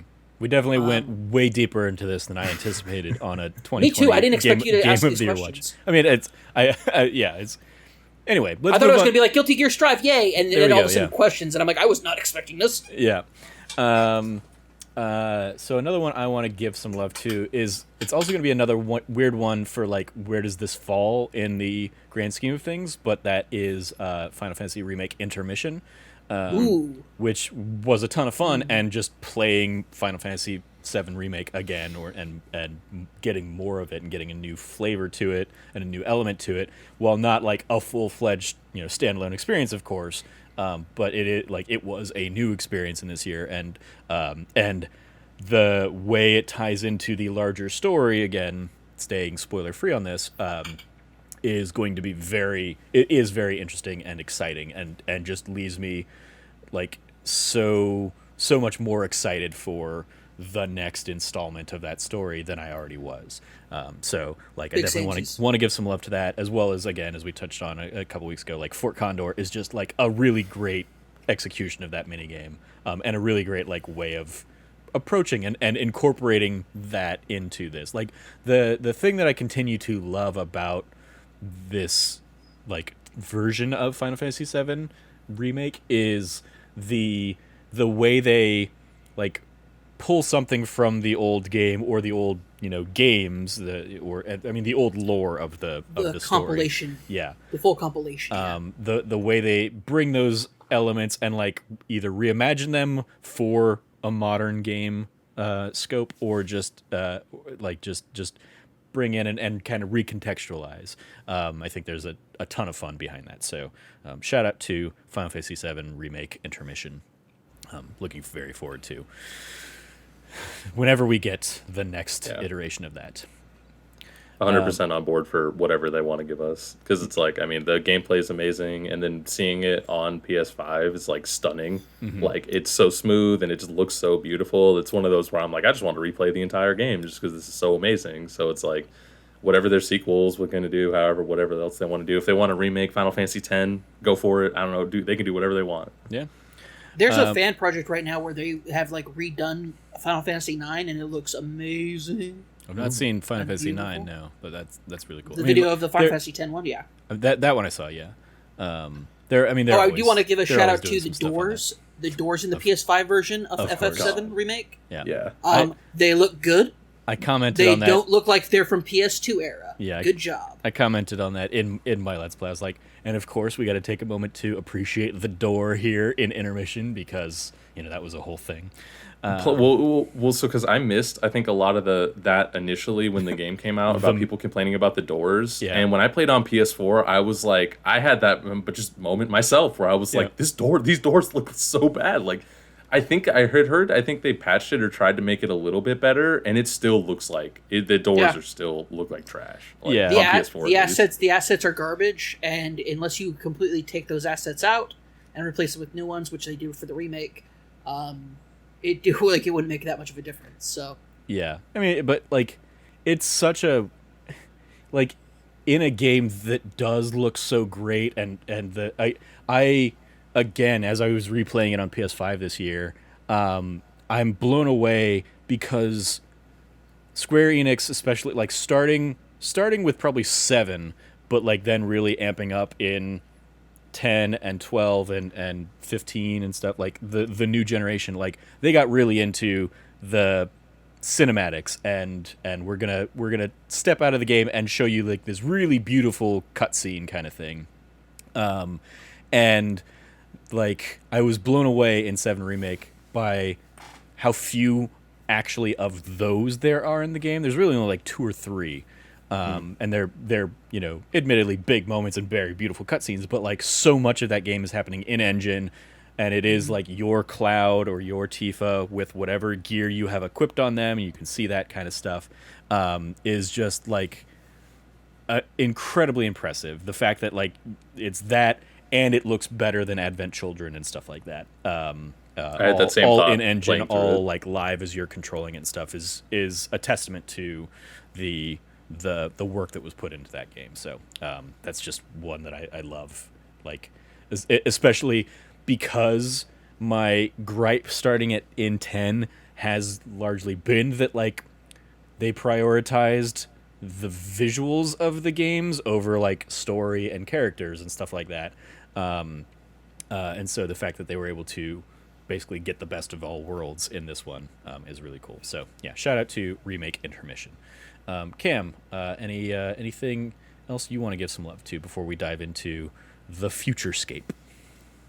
just one last game, and it's a game that I have been playing a ton of this last week, and it is Pokemon Unite. Mm-hmm. The Pokemon MOBA game that I totally forgot existed until it came out. to Switch. Till it came out, and I have to say I have put so much time into that game this last week. It is truly great in a way I don't think anybody could have expected. it just works so well as a Pokemon game, as a as a MOBA. It works super well. It takes the basic MOBA format from Defense of the Ancients, the Warcraft 3 mod, and just does its own thing with them. And it's great. And 100%, if you let me play Gengar, I will rock your world. I will tear you apart. I am borderline unstoppable unless you're playing a Gardevoir or a Slowbro and you lift me up with your psychic powers. Then I can't do anything. But if you don't do that, I will rock you so hard. I will tear your face apart, brother. I appreciate the faithfulness to a psychic Pokemon being able to beat the crap out of Gengar, because all of the ghost Pokemon in Gen 1 were ghost and poison, so they were like doubly weak to psychic. Or they were supposed to be strong against psychic because of the ghost, but then the poison made it ineffective. Made them weak, yeah. Gengar, Gengar I think was poison. No, were they all double poison? Yeah, Ghastly, Haunter, and Gengar are all poison. Ghost poison. Yeah. Ah. And it was like, that's what, like, I always rocked an Alakazam in Gen 1 because, like, that I always had both. Nobody could destroy him. Nobody could do anything with him. So the most broken Pokemon in Gen 1, yeah. Anyway, I didn't even realize he was the most broken. I just always had him on my team because I liked him. Same thing with Gengar. Like, those were my dudes. Yeah. I'm really glad that you connecting with Pokemon Unite. And just since I don't know the MOBA scene all that well, but those are effectively 5v5 campaigns, or like mini bouts, right? Mm-hmm. You're going in, you're trying to take over a base or something like that. You got a top lane, a bottom lane, and then a mid that's also jungle, and you're trying to. So the towers in this game aren't actual towers; they are like goals to score in. And so as you kill creeps, which are like the little NPC creatures on the field, and as you kill other players, like the enemy team, they drop little Pokeball balls. Mm-hmm. That you then store up, and then you do you straight up dunk them in the hoop. All right. And it's rad. And so, if you, instead of being like, 'cause in normal MOBAs, the towers attack you as you're getting close to it, so you have to use like a creep that spawns from your own base to basically shield you and take the focus of the tower, and so it creates this ebb and flow of the game because the tower will wipe your creeps. They don't do that this time. There's no creeps that spawn from your base, which is nice because that means you don't have to do creep management. And instead, everybody shares creeps on the field, including the enemy team. And so, like, it's a question of like how you deny resources and other less like strategic stuff. But the coolest part is just the fact that there are Pokemon that are just like the one stage Pokemon, like your Snorlax. You got your Snorlax, you got your Absol, you have these Pokemon, they're just their own standard Pokemon. And then you have evolution Pokemon, 2-stage and 3-stage Pokemon. And so like the way that it times it out, the way that abilities work, because you start out with 2 abilities, as you level up you go from 1 to 2, but then as you level up you have to choose which move you want to replace your two standard moves. And then you get to level 9, and that unlocks your ultimate. It's called your Unite ability, mm-hmm. And it is like a ultra powerful move, and it's great, and it's just fun. Like, man, I love it. My strategy with Gengar is his Hex ability makes it so that like when somebody's under a status effect, your cooldown on Hex goes down to 1 second. And so if you pair that up with his Sludge Bomb, you Sludge Bomb people. And then you just get to repeatedly hit them with Hex over and over again. And when you hit them with Hex, you disappear and appear behind them and hit them with the ability. And it's all special attack. So I have like all 3 of my items that I have to boost my abilities are all special attack boosts. I'm just a menace. All right. Cool. But I know that if I am a Gardevoir, I can neuter you. So great. Only if you have a teammate with you. If you're by yourself, it's over, brother. I'm never going to play that game. But if you levitate me into the air, it'll take somebody else also to be there to hurt me. Yeah. And if you're a Pikachu, I hope that you burn in hell. Of course. You little electric rat bitch. All right, calm down. Sorry. I'm getting heated. Frank, hit me with any final thoughts you have on games from this year so far. Yeah, there's just a couple more that are just kind of on the list of the ones that I still need to get to, but I do think will probably kind of make a bigger impression. The one with the one of the other ones I'm very excited about is actually Maquette. I have it downloaded, already ready to go. I just haven't been able to start it yet because I think like I'm going to prioritize Ratchet and Clank probably. But that's a game I'm very excited for, and I think I'm going to probably have some fun with and possibly even get a cool platinum in. I was excited about that before like it had even come out. So the fact that it was just like a PlayStation Plus game, like day and date on PS5, is really cool. Same, yeah. I remember we saw that at PAX last year at the Annapurna booth, and that was like one of the big ones that like everybody was like wanting to check out and stuff. So I really enjoyed that one. It was another one like I played it and platinumed it in a weekend or whatever. But it's a really fun, like mind-bending puzzle kind of game, and you could certainly do it. Go get guides if you need. PlayStation 5 also has like the help cards that I definitely used on that one once or twice. But yeah, and then when I used it and it was like, this is what you need to do, I was like, oh yeah, I just didn't think that dimensionally or whatever it was. So I hope you enjoy that one. That's really cool. Yeah, no, and I can't wait to check that out. And I'm going to try to get through it on my own, but I probably will end up defaulting to guides. Like, we'll see how it goes. Because, I mean, that's one I might be able to get through just, like, on my own. Then one of I will say for the platinum on that one, like, it basically involves, like, a speed run of pretty much every level of the game. God. So you'll like... You won't necessarily need a guide to do it, but it can kind of help in a couple of those cases where it's like, I don't remember the exact sequence I needed to do, but I'm going to need to do it really quick. So if you're like letting the guide be like 15 seconds ahead of you or something like that, it'll make it a little easy. Pro tip. Yeah, no, that's good to know because I didn't know it had like a speed run trophy, but I haven't looked at the list. Fortunately it's not like speed run the whole game. It is like level by level, but it's like so and you can, after you've beaten the game, you can like load into each level if you want, but it is very much like, okay, well, I've started this level, so now I need to like race through because some of them like you have plenty of time, but then others are like, it's a buzzer beater kind of thing. But so what else after Maquette?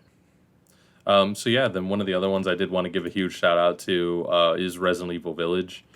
That one, I don't think... I definitely know that one's probably in Logan's list. Nice. I know he's had a good time with it. And because, like, I don't think it's going to be towards the top for me, but I do think it'll probably make the list this year, especially because this year's a little bit more sparse. But I haven't gotten to it yet. I have watched some gameplay from it, so I have seen, like, the first, like, third of the game, if not maybe a little bit more. I've seen the opening and, like, a lot of the Dimitrescu stuff already. I'm already like super into that game. Yeah.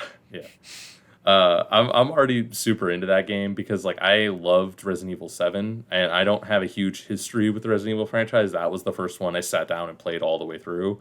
But I like the first personness of it, and I thought the gameplay was actually really, really, really good. Like, and I know it's not like perfect shooter gameplay, but it feels like good and how it should, and it's kind of slow and like having that shotgun like way up here, horribly aimed at some of the enemies is like just fun. Like I had a good time with it in Resident Evil. That's Resident Evil 7.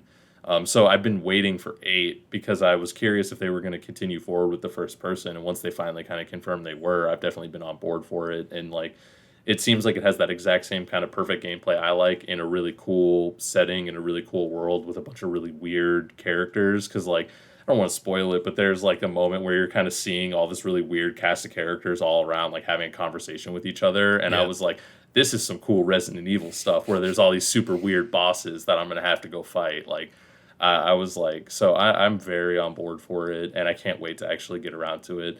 The main thing that's been holding me back from that is just that I know it's a shorter game, so it's that hard thing of like, oh, throw down $60 or $70 on like a 6, 7, 8 hour game.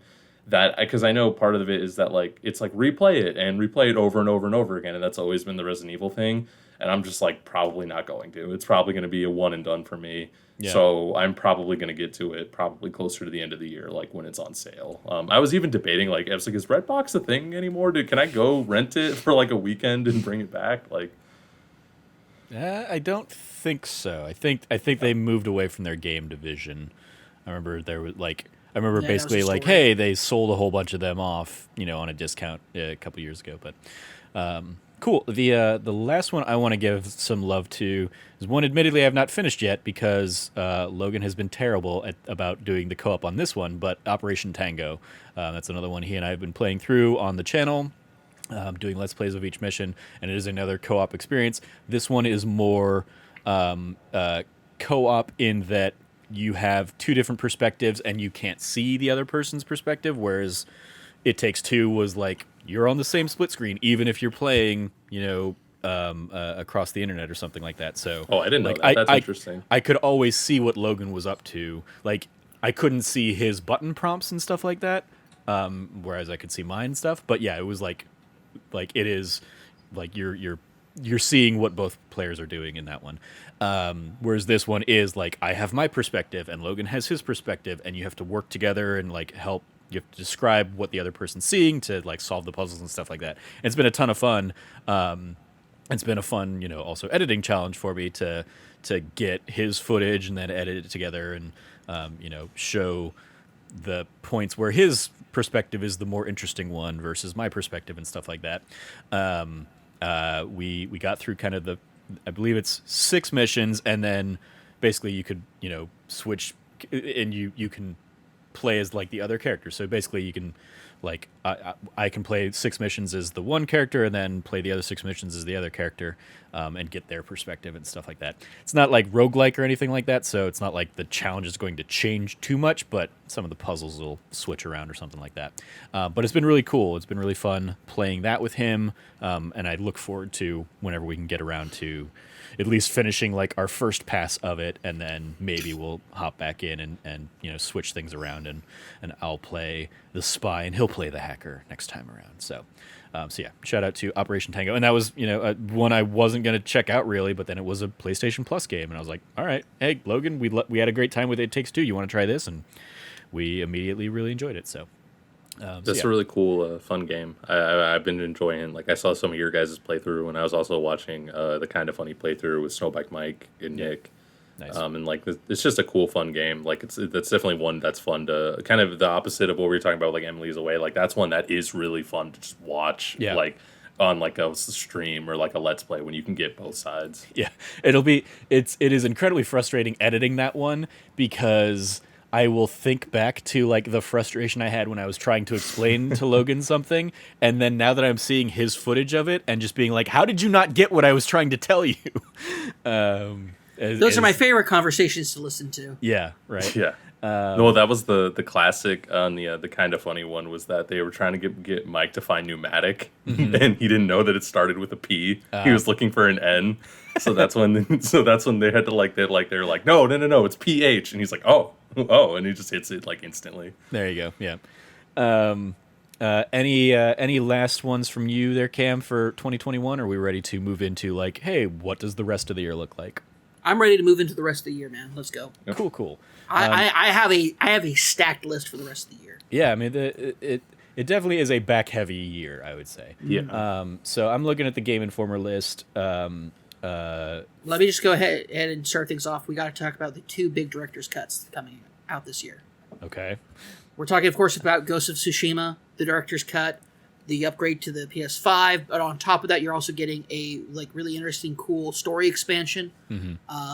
That looks really awesome. More Ghosts sounds great to me. I stopped like my replay through of Ghosts because I moved over to PS5, and I've been waiting for the PS5 version to hop back into it. I'm super stoked because it's gonna just be on my PS4 alone, on my like 1480p like monitor. It was alone by that way. It was gorgeous. And then on top of that, I just can't wait to see it in like that, like in higher, like just better in PS5. And then of course we have to talk about what is potentially a more controversial director's cut. Death Stranding. Of course. Yeah. I'm glad Kojima finally gets to really give his vision to us without people getting in the way. I appreciate at least that he is aware of how stupid the term of director's cut is for his Yeah. game, because it's like, of course, the first game was also his director's cut. Yeah. But yeah, I mean, that was like the first thing I thought when they were like directors. I was like, how was the first game not a Kojima director's cut? What the hell are you talking about? This isn't like going back and getting the director's cut of Metal Gear Solid 5 that has that third act that's only on like the special edition DVD or whatever. Like that. It's in the art book. The third act is in like the Right. art book or I whatever. mean, but like it is a DVD like video that you can watch the third act, like what the third act would have been, that pitch and stuff like that. I did, because I like, for everything else, I really enjoyed Metal Gear Solid 5 as much as I didn't give a shit about the story. I enjoyed the gameplay of that one. So when I saw that third act, I was like, oh, okay. I mean, that definitely would have like closed the loop on some of the things they introduced, but also like weird. But yeah, Death Stranding director's cut. I mean, like for both of those, honestly, I don't know if I'm I'm definitely not going to go back to the Stranding one, and even the Ghost of Tsushima one. Like, I don't, as much as I'm intrigued by like the new island, I don't know if I'm like, oh yeah, I want to drop another $20 or $30 to hop in and play the new island or whatever. So I don't know where I'm going to ultimately fall on it, combined with like what else is coming around that time and what other Yeah. games I still want to check out and stuff. It will probably be, if it is anything for me, either of these games will be like where Mass Effect Legacy or Legendary Edition was for me this year, where it was like, I'm not really like interested in anything coming out right now. But I'm really digging this, getting back into it. I could totally see like revisiting all of Ghost of Tsushima, including the DLC on PS5 early next year, end of this year, and same thing with Death Stranding. Death Stranding is probably the less likely for me, just because like I did play an exhaustive amount of Death Stranding. I reviewed it for the site. People should know. I think that it's It is a. I believe you get an 8. Yeah. I give it I think I gave it an 8 or an 8.5. That great game, I believe, is what that one got from us. Yeah. Yeah, because it follows through with its concept, which is this game really was originally designed to be an indie game, and then they gave it a AAA budget, and this is what happens. Yep. Yeah. I mean, that one is such a game of two halves for me, where like I absolutely hate getting to places for the first time, because you go into those zones where like nothing you have works and it's just like a slow trudge to the next place. But then once you like do that and like the map opens up and you can like build the pathway back to, you know, where you were to go like make deliveries and stuff. I loved that element of the game. I hated the other half of the game. So yeah.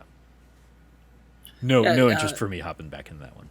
But I just felt like we could get those two director cuts out of the way before we talk about the rest of the stuff. Sure. So one that the probably the one most near to us that I'm looking forward to. Like we have both of these coming out like around the same time. Like I'll hop back into Avengers for War for Wakanda, but that's not going to be in my Game of the Year conversation. I even as much as I love that game, I recognize that game has problems, and I finally like. It finally broke me in the same way that like Destiny 2 had broken me. But 12 Minutes comes out here in the middle of August, and that is a game that I've been intrigued by since the developer did an interview with Kinda Funny back when Kinda Funny was doing GDC from like the Patreon studios back in like 2015, I think. Jeez, that's a long time 2015, ago. 2016. Yeah, they did like the guy then went and did like a let's play of it, I believe, in the old apartment kind of thing with Greg and maybe Colin. But the premise of that game has been interesting, and then I've loved seeing it get like a bigger spotlight on the Xbox stage the last couple of years, and the fact that they've got, you know, I think James McAvoy, Daisy Ridley, and Willem Dafoe, I believe, are the cast for that one. It's like, oh, I am super interested to see how that plays out. So I'm very like that's probably the next one I'm like. That is probably the next game that will pull me away from Fortnite and Final Fantasy 14 for a little bit. I will, you know, boot up my my Xbox to hop into 12 Minutes and enjoy that, because I believe that one's coming to Game Pass. So even if it doesn't, I'm gonna check that one out. So that's another one that is potential, you know, candidate for me on the smaller scale side of things. Frank, anything from you? Yeah, that was one that I wanted to give a shout out to as well, kind of on the looking ahead front. I'm with you. I've been waiting for that game since like around that same time. I think I even saw it on like a Rev 3 Games live stream like a year or two before that. Whoa. Okay. Like I've been like in that because that was before they had any of the voice acting or anything. Like it Right, just yeah. seemed like a really cool game, and I put it on the list of like, oh, watch out for that. And then it's been years and years and years and years, and we've just kind of seen it a little bit here and there. And when they finally put out the trailer of like, look at our voice cast with Daisy Ridley and James McAvoy and Willem, I was like, is this the same game from like years ago? That just like is this one room kind of like time story of like resetting and just trying to do that? And I'm 100% on board for this. I've been looking like forward to it for a long time, so I'm happy it's finally like here on the horizon. I might try to go back and see if I can find. I should be able to find the Kind of Funny one. I might try to see if I can find the one from before that, just to see how different the game looks, because Yeah. it's been like 10 years. Yeah. One that I imagine that you're super excited about here in August is going to be Psychonauts 2. That one comes out August 25th. Mhm. Yeah. So tell me about your anticipation for that one, I guess. Yeah, I can't wait for that one. That would be my next one. That's probably at this point right now, in terms of like what's immediately coming out, my most anticipated game. I can't wait to just like finally dive in and play that because I love everything Double Fine. I also very much like Psychonauts 1, and I'm genuinely happy that not only do we get to like return to the Psychonauts universe, but it's carrying the story forward. Like it takes place after Psychonauts 1. There's also takes place after Rhombus of Ruin, which is kind of like The VR uh one. I yeah, exactly. I think I have that one too. I think I bought that and the original Psychonauts in like a bundle or something like that, despite having never played either of them, and only having hopped into the original Psychonauts like briefly this last week. Well, and that's because like I still haven't even played that because I've never had a VR unit. Right. So like I'm probably just gonna have to like go look up a playthrough or something weird because like I don't want to like miss out on like it's a short experience, but I do want to know like I think it's kind of easy to put together A to B, especially from where one because I did the demo for Psychonauts 2 at PAX a couple years ago, and it is the intro, the beginning of the game. It was basically like the first level. They just let us like watch. And so, I mean, like, from where one ends to that, like, I feel like it's really simple to put together A to B and be like, okay, here we go. I didn't need anything, but I want to go back and still be caught up. But I'm just excited because, like, I guess I don't want to spoil it for you, like, what happens or anything. But it's like, I'm excited from, like, where one leaves off to then get the continuation of kind of that story and also just get deeper into the universe because, like, I heard in an interview with Tim Schafer, he said some of the things that are going to be in the game, like we're going to like Raz's family is going to be in the game, which I think is going to be really cool to see. It's also going to go into a little bit of like one part of the things of his backstory is that his family is cursed to die in water. So there, because that's kind of one of the explanations for like you can't swim and you can't go in the water, and whenever you jump over the water like a hand literally comes out and tries to grab you, and if you stay over the water for too long, it'll grab you and pull you under and you die. Like. And that's all in the first game, but it's kind of like a throwaway thing of like, oh yeah, Raz's family is cursed to die in water, so he's afraid of it. It's like a mental thing.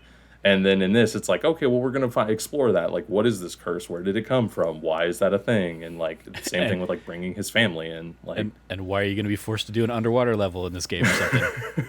oh god, Probably, yeah. I didn't think about that, but I did wonder if he was gonna get over the fear and they were gonna add like swimming or something, like, because that would be like. Because you guys know back on that PS2 gen, water was just like a no go. Is so like for all these platforming games, or depending, on Well, it was which such a one. big thing when you could do it in Grand Theft Auto 3 or San Andreas, I remember. Yeah, no, I do. No, that was a huge moment, and that's what everybody makes fun of. Like, haha, Tommy Vercetti, like you don't know how to swim, but CJ does. But like yeah, that so I literally can't wait because not only is I'll stop talking about it, but like not only is Psychonauts just a cool fun world, like it does have a fun story that I'm excited to get through. Like I know the gameplay is going to be fun even just from watching it. Like the worlds, the set pieces, and everything they're doing is going to be like it's like Psychonauts just turned up to 11, and they're getting super weird with it. And I also like all the takes on kind of the mental health they have because it's like it's fun that like you're going into people's brains and it's the different worlds themed around them, but then the collectibles are like emotional baggage and the bad guys are like like Figments of your fun- imagination or whatever, yeah. Yeah, and then in this one, some of the bad guys are like anxiety and like others like they're getting like more real with it in some of the other terms, and so I'm like, it's just a really interesting thing to kind of play around with. Very cool. Yeah. Anything in August that you're looking ahead to there, Cam? Are you a No More Heroes person? I should be. You definitely I really seem like should. somebody who would be a No More Heroes person. Yeah, Don't get me wrong. honestly. Like I understand the that very that preconception. limited knowledge I have of No More Heroes. Like, listen, like, does Cameron Abbott seem like the kind of guy that would be as into No More Heroes as Cam Hawkins is? Would this not be one of the things that we have in common? You would think so, but you have to remember, I barely bought anything for my Wii because Same. A, money was it was expensive, and B, The Wiimote sucked. the Wiimote it sucked. But on top of that, also it's like my Wii was situated in a place where my mother could walk through at any time. So games I could play on the Wii were limited to ones where, I don't know, a dude isn't fawning over boobies and things like that. Like, I saw that, I was like, that looks like a cool game. And then the thought of my mother hearing any of the dialogue that I saw in the trailers, and I said, no. Yep, never mind. I So you like got Mad World keeping instead. I like keeping my electronics in my very my very religiously upbringing household that I live in. Thank you very much. Yeah. Anything in September then that speaks out to you? Well, I don't know. When does Lake come out? Lake? September. Yeah, September. September. 1st. Yeah, so I think September is where we get into stuff for me. Lake is definitely on my list of games that I'm super into. The idea of, my life is stressful and bad, I'm going to go ahead and like take a vacation where I work as a mail person in this lake town is super cool. Has like vibes of a little bit of Stardew Valley meets just kind of like going around and like being a member of a small town community. Minus the the regular bad elements of a small town. I'm super into it. I like the idea of doing like a mail simulator. Why not? It seems super chill, super cool. I have the demo that I need to play through. I'm gonna do at some point I'm gonna record a let's play of like all the E3 demos that I downloaded. I think maybe I was supposed to do that over the 2 weeks that I had off for between my jobs, but that didn't happen. So who knows if it's gonna happen this year. Yeah. But yeah, I'm super into that. And then let me think here. Tell me when I stop. I think there's going to be other games in September that we're going to talk about. So I think we can move into those. Yeah, I mean, so one of my most anticipated games that that I loved at PAX East last year, The Artful Escape, got a release date yesterday in the Annapurna Showcase. That's coming out September 9th. So I'm excited to hop into that, see if it fulfills the very like promise of the demo that I really enjoyed.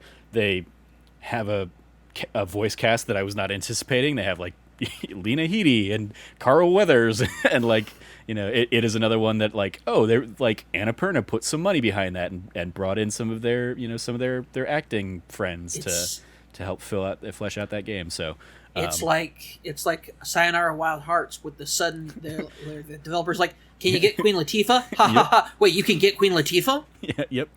There you go. So yeah, that's one in September I'm interested in. Do you guys have any anticipation or thoughts on Life is Strange: True Colors? I am very open to what it could be.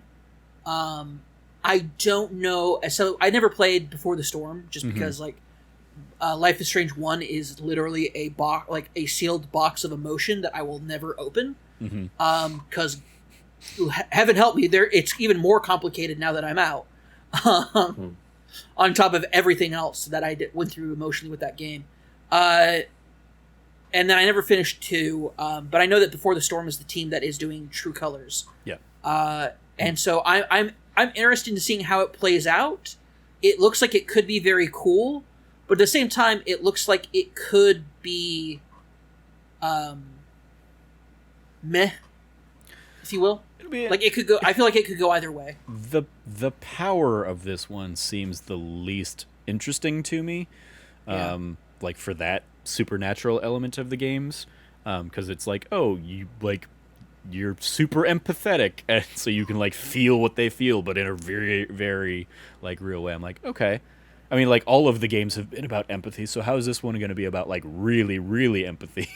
But I'm intrigued by it. It's definitely one I will try and check out, especially because like the Life is Strange 2 a couple years ago, like I played like right at the end of the year, snuck in right at the last minute, and it shot its way onto my list. The first game I played after like the year after it had come out and was blown away by it. So I'm intrigued by this one. Ryan Clements also worked on the story of this one, so that's awesome. that's a cool little going back to the Beyond days of Podcast Beyond and stuff like that. That's some cool stuff to get loved to. So we got that. I think the big heavy hitter there in September is going to be Deathloop, assuming it doesn't get pushed again. I was going to say at this Tales point, of I Arise. don't think it will. Tales of Arise, I'm super interested in. Okay, tell me about Tales of Arise. Yeah, so as somebody who came into the Tales series super late, played Tales of Berseria, absolutely freaking loved that game. That game is super good. Mm-hmm. It totally woke me up to the Tales series as a whole. While I haven't gone back and played the older ones, I there's a depth of story to these games that I was not aware of, that are like outside of just JRPG story stuff. It is like seriously good and takes like it is very serious about the kind of like things that it tackles in a way that is very fun. And the characters in Berseria alone were like the end of Berseria was really rocked me pretty hard. But it's a great game. So Tales of Arise, when they announced that, I was like, ooh, okay, cool. I'm on board with this one 100%. I can't wait. It looks like it's going to be telling like this kind of classist story about, different peoples and whatnot. So I'm like, I'm stoked for that. It looks like it's cool. It's going to, like, it's a Tales game, so it's going to have awesome combat and cool magic systems and stuff. So, and it's a brand new world for the Tales game, so it's not going to be based on any older ones. So we're going to get brand new lore and mythology. Like, I'm down with it. The dude has, like, a mask that he breaks off half of it, and he looks like a total badass, so why not? Looks great. Let's go. Cool. Anything jumping out to you there, Frank? Yeah, I very quick, I am also excited for The Artful Escape. I think that one's going to be awesome. And I also am very excited for Deathloop as well. Like, I think out of September, that's probably the big game that's going to grab me and I'll probably put a lot of time into. Mm-hmm. So those are the ones I'll shout out. I also would want to give a shout out as well to, towards the end of the month, Lost Judgment is coming out. The only reason I won't give a bigger shout out to it is just because I don't think I'm going to play this for a while. Like, I am very legitimately excited for it and I'm going to get around to it. But like, I'm kind of you're like out. 5 games away from it in the Yakuza landscape of things. Yeah. No, and that's 100% true because I'm kind of burned out on it and I'm like multiple games away still. So I'm like, I don't think I'm going to get to it in time. Another game is Skatebird. Yeah, mm-hmm. Skatebird is one. I mean, I backed it back in its Kickstarter days. It's definitely one I'm interested in checking out, and I think it's cute. Given that I skating games don't really typically hit for me, I don't anticipate I'll put a ton of time into it, but I appreciated the premise of that one. So that's exciting. It's finally getting it. But yeah, Deathloop is the big one for me in September. I've been excited for that, especially as a big fan of the Dishonored games and the work that Arcane did on those games. I can't wait to see like those ideas mixed with the shooter stuff that we're seeing in the gameplay stuff, and then just like the loop of it all of like, okay, I can go and take out this boss, but this time around I'm going to try and take out this guy first and see how that plays out and stuff like that. I'm very excited for just the myriad of ways you can play through that experience. It's definitely one I appreciated when they in the state of play recently, where they finally kind of were like, oh yeah, like the person who's like hunting you is either another player or it can be like a computer player. And I was like, okay, well, cool. I'm just going to always have it turned off, so it's always just going to be the computer. I don't want people coming in and griefing me in my game. That's come not on, the experience Trevor. I'm looking for. No, make it friends only. I'll come around. No pass. But I might hop into your game and fuck you up.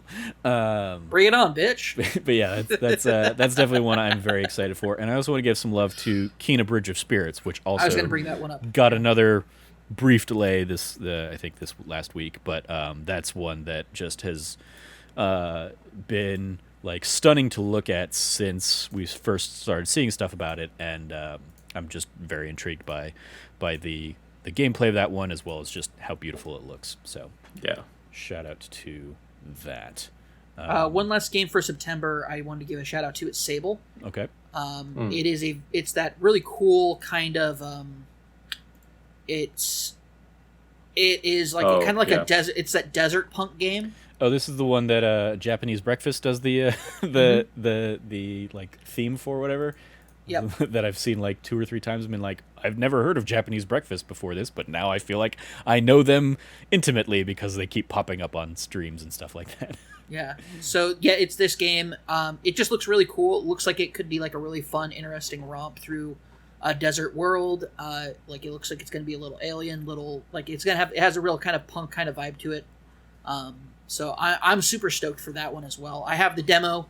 Once again, it's one of those demos that I was like, I'm going to definitely record myself playing it, and I haven't gotten around to it. So yeah, I definitely considered doing a bunch of those on like the games that they did put out on like Xbox and stuff, and I just never actually got around to any of them. I was like, all right, well, whatever.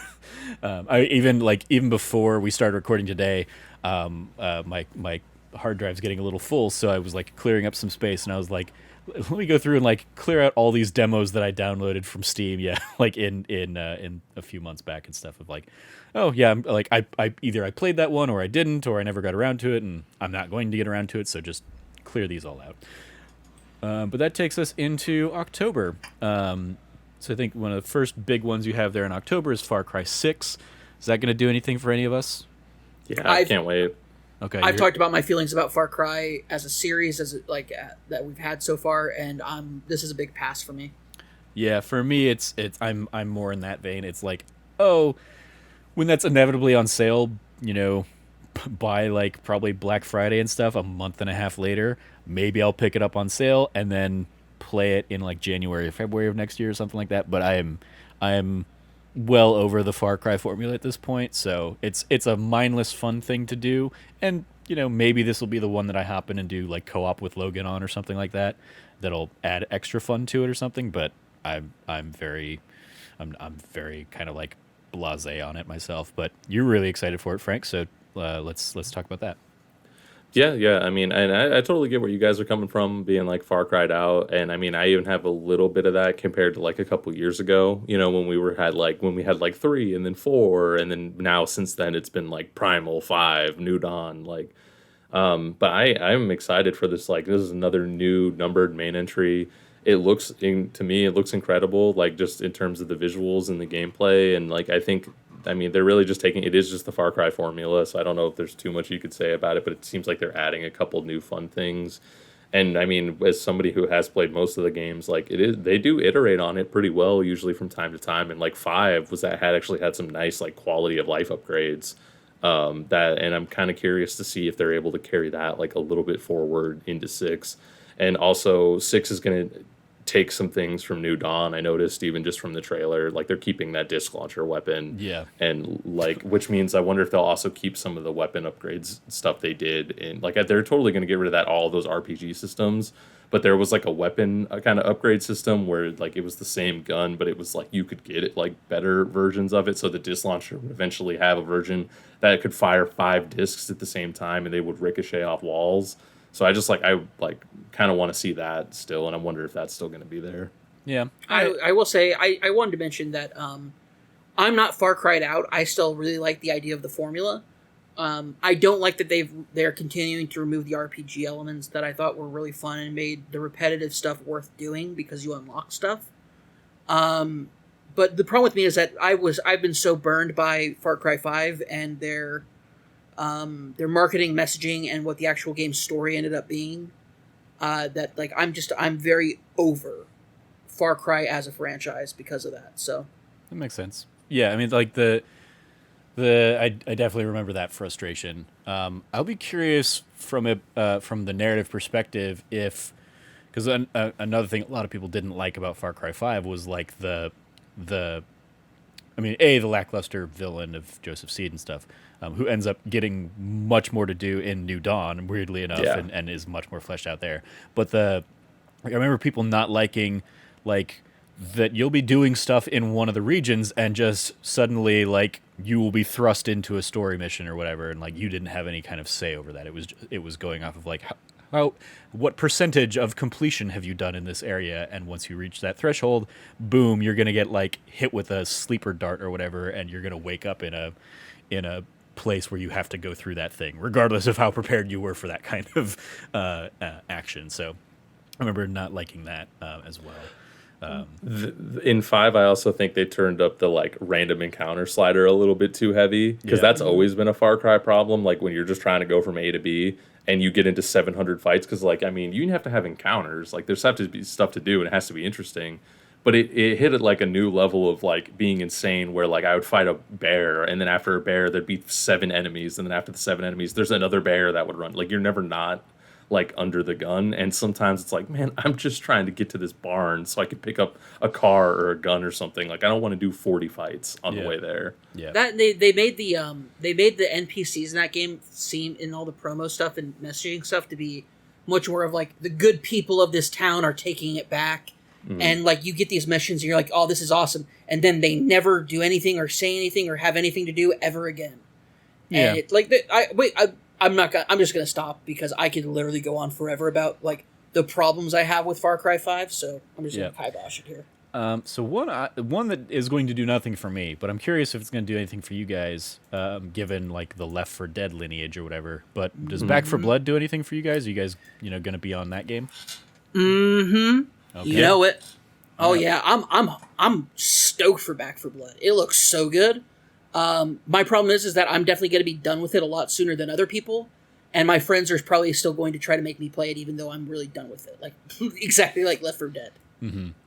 How about you, like Frank? that's Yeah, I'm very excited. I didn't put a ton of time into like the original Left 4 Dead or even like Left 4 Dead 2. And I know it's funny because it seems like in the end of this year and even going into next year, it seems like we're getting all these like Left 4 Dead likes all of a sudden between all these different developers. But I think Back 4 Blood looks like the one that I actually am the most interested in out of like a lot of these. And it looks like a ton of fun. I was hoping that like a bunch of people in like the community and just like our friends will be playing, so I can hopefully like have a bunch of people to squad up with. Because I am definitely going to pick that one up and give that one a try, and hopefully get into it and be there for a while. Cool. Battlefield 2042 do anything for anybody here? I have not seen anything about it. Maybe, I don't know. Okay. It looks incredible, but I am just a noted not a Battlefield fan. Yeah. Like I am definitely on the Call of Duty side and some of the other sides, and like watching the gameplay, it looks incredible, and it does look like they've finally kind of gotten back to like the heyday, because like Battlefield 4 had like all these incredible moments with like skyscrapers falling, and I think this is going to kind of bring some of that back with like the tornadoes and all this crazy stuff going on. The levolution that they like to talk about. It is. Yeah, exactly. It doesn't have a campaign. I remember seeing or hearing that. Yeah, that's why I'm not too interested in it, because I really enjoyed Battlefield 1's campaign. Yeah. I think it's a huge miss not putting Battlefield 2042 on like Game Pass or something. Like because if it was on Game Pass, I would be sitting here and telling you that I would at least check it out. But because it's like a full $70 retail product, and it's just that multiplayer suite, and it's a multiplayer suite I know I'm not going to be able to get into for more than like 90 minutes, it's like, no, there's no way. I'm just not on it. It's weird because I think back to like I played like what was the original Battlefield 1941, 1942? 1942. Yeah. Like I remember like playing that on PC and stuff, and like being terrible at it, but like having fun with it, and you know, flying around some of those islands and stuff like that, and like it's just weird to think of like like what a different gamer I was in that time and place compared to like now. I'm just like, yeah, that's not going to be for me. Right after that, though, we have Marvel's Guardians of the Galaxy that kind of got sprung on us at the Square Enix showcase a couple months back. That doing anything for anybody? Yeah. That's another one I'm very excited for. Like I think, and I'm not like just trying to hate on the game. I think it's probably going to be one of those like good not greats. Like it's probably going to be like one of the swimming in sevens. Probably if it's way better, I would love to be proven wrong. Mm-hmm. But it's like I think, but even then, even with that, it still has me incredibly excited. Like that's a fun world. It looks like it has fun gameplay. I love like the Telltale style decisions, even though it's probably just one of those flavored text kind of things, like we're always going to get to be, but you know how do we do it is changes. Yeah. But I can't wait for that game. Yeah, Cam. I'm super stoked for it. I was when people kept talking about the Guardians of the Galaxy game that was being made, I was super cold on it. Especially after Marvel's Avengers debuted and just be like the moment that came out, like they debuted that at E3 that year, I felt it come out like a wet fart. Just like, not gonna be for me. Like everybody I knew and their dog was like, this game's gonna be amazing, and I was like, no, I'm good. Nobody was like, no, everybody was like, that came out like a wet fart. That's like, nobody came out thinking like this game's going to be amazing. Oh, I was talking to I guess we were talking to different people at the time. Yeah, no, I think everybody was like, what the hell was that? Because like, the launch messaging around Avengers was just completely messed up, because it was like, that's true. They were talking about how it was going to kind of be a Destiny 2 like, but not, but also here's how we might monetize it, but not, like before they were showing anything on the game. And it was like, what the hell are you doing? I remember that. I remember like the problems that were at that presentation, but I remember people being like, dude, I can't wait to be the Hulk and just Hulk smash stuff. Or like, I can't wait to see it be Iron Man and run around pew pew things. It's like, cool.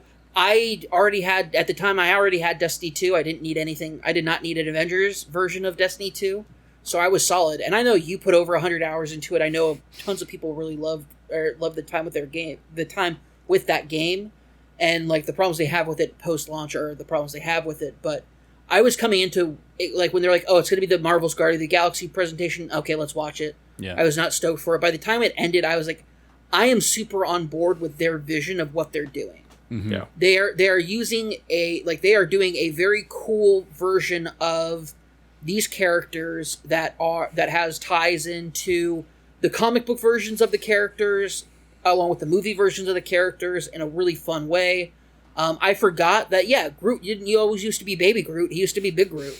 Yep. And we're just going to have a Big Groot in this game, and that's awesome. And, like, those parts of it, I'm super stoked for. The fact that it's not going to be a switch between characters type of game. The fact that it looks like it's going to be more consistent. The fact that it has, like, just good humor attached to it. And, like, people just, like, 5 friends running around the galaxy giving each other shit just sounds like so much fun. And like it looks like Peter Quill's gonna be a super degenerate because he like totally did the call me thing to the tentacle monster. Like, awesome, let's go. Yeah, I'm down with that. Yeah, it's definitely one like I'm more lukewarm on it, I think, than both you guys. And maybe that is like the PTSD of the number of hours I put into Marvel's Avengers. 'Cause like I want it to be good. But like that first kind of showcase of it just struck me as like, okay, if one of the big initial complaints that people had of like Marvel's Avengers was like, these guys just look like knockoff MCU guys, and then like this just comes out and just looks and to me felt like knockoff MCU Guardians, I was like, I don't know why you would lean into that again. And some of that was in the character appearances, but then also in this like they were hitting the same beats and the same jokes, and even the whole like, okay, let's pull out an 80s rock song to show off the action sequence or something like that. I was like, it feels like it's trying to be like a James Gunn like take, but not a movie tie-in or something like that. I'm going to be very curious to think. I'm going to, I'll hop in and play it like many others will. And it's just one of those, I'm like, I don't know, like from what I've seen so far, I think you're exactly right, Frank. I think it strikes me as like it's going to be a 7 out of 10 kind of game. And like that can be perfectly fine and fun, and I don't fault that. But it is one of the, like, I don't know how much I'm really going to love my time with it, but I'm hopeful. I'm going to hope for the best. I think a big thing for me is that so Guardians of the Galaxy as like a franchise in the comics has been around for a really, really long time. But the kind like the iconic version that the film was based off of is a much more modern iteration. Yeah, modern iteration. But I think on top of that also, how do I put this? I don't think you can, like, with how impactful Guardians of the Galaxy was as a film, James Gunn's version of it, like his vision for it, I don't think, like, it has now become intrinsically tied to the properties itself. Mm-hmm. Yes and no. I mean, like, I thought Marvel's what was the Switch one? Marvel, no. Ultimate Marvel's Alliance. Ultimate Ultimate Alliance. Alliance, yeah. I thought they had a different enough take on those characters. Like they still felt like those characters that I was certainly introduced to through the MCU, but they didn't feel like they were relying on the same moments that the MCU had kind of already used. No, but I also think that's part of like the charm of the Ultimate Alliance series is that it has its own tone of humor. Right. That is pre-existing in the first two games. That does rely. I don't know. Like, and the X-Men Legends games that came before them. Yeah. I think that is it's interesting. I think we'll definitely see. I don't know. But I'm pretty like I look at it and I think to myself, I want those James Gunn strokes in this game's like in the game's fabric and in its into what it does. I want to go in with a cool rock song if I'm playing a Guardians of the Galaxy game, because to me, like I look back at Guardians of the Galaxy stuff, whether it's like the comics and in general, not anything, but just in the comics, and I look back at it, I'm like, yeah, I can totally see how if you were reading that, you thought that this had a rock soundtrack to it. Mm-hmm. And so I look at that and I think, okay, cool, it fits the aesthetic of what I think of when it's Guardians of the Galaxy, and yeah, that is 100% the influence of James Gunn's Guardians. And I can see why the concern is, for a lot of people, knockoff MCU. But I think this might, instead of this being a knockoff MCU, you could call it a bootleg MCU. Anyway, I digress. All right. Anything else we want to give some love to in October? I see Solar Ash and I see Riders Republic, and I don't know if I'll actually hop into it, but like the past life of me that was a PC gamer looks and sees Age of Empires 4, and I'm like, holy shit, like that would take me back, because I definitely was playing PC games up through Age of Empires 3. So yeah, I don't know if I'll actually dive into that one, but it's definitely that's really cool that series is coming back. But yeah. For me, Solar Ash is a big one. Yeah. Here's the thing: I might delay playing Guardians just to play Solar Ash. It looks so cool. It's rad as hell. I can't wait to get my hands on it and play it. This does look cool. Did you check out the Pathless at all? No, I did not. Like this, once again, we're talking about like Pathless, Hyper Light Drifter. Like these are two games that I really should have been playing, that I really should have loved. I mean, they're very different games. But yeah, the aesthetic. Solar Ash is a combination of those two aesthetics, it would seem. And every time I see Solar Ash, I'm reminded of the movement of Pathless, because it looks like they basically just used the same engine kind of thing. And that game, I didn't really connect with like the bigger picture story and the puzzles of it amidst the other PlayStation 5 launch stuff that I was checking out. But Pathless, I think, is a cool special little thing, and Solar Ash is like that mixed with Shadows of the Colossus vibes, and the much more colorful aesthetic of your Hyperlife Drifter. So it's definitely one that, like I said when I was watching the Annapurna showcase yesterday, of like, God, they just like everything they touch is interesting at the very least. It might not click with me, but like I want to experience all of those games. And Solar Ash is just an epitome of that kind of thing. So it's definitely like of Solar Ash and Guardians coming out on October 26th, I'm much more likely to play Guardians first. But Solar Ash, I think, is also going to steal some time away, certainly. Yeah, that one looks super cool, and I'm kind of with you on like the Annapurna side. So it's like I like the fact that is another one of the things on the slate, and it does look incredible. Like it's definitely something I'll probably check out at the very least, even if it doesn't like grab me. Yeah. And then Frank, you going to get into Riders Republic?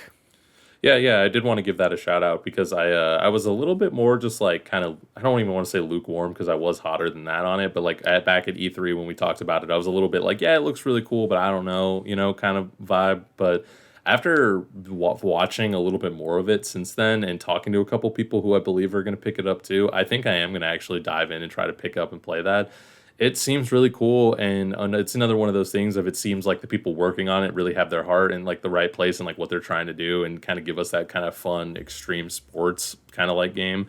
And I like the idea that it is like all of these different extreme sports all coming together. And one of the things I said before is I really want to do the wingsuit, like jetpack, down a mountain. And like, if we can get to the point where like, like you're BMXing down a bike trail and I'm just like wingsuiting down the side, like that's a really cool video game, And so I'm a noted Trials fan, and we're not going to get one for a little bit. So I definitely think I'll pop in and check that out and play around with it.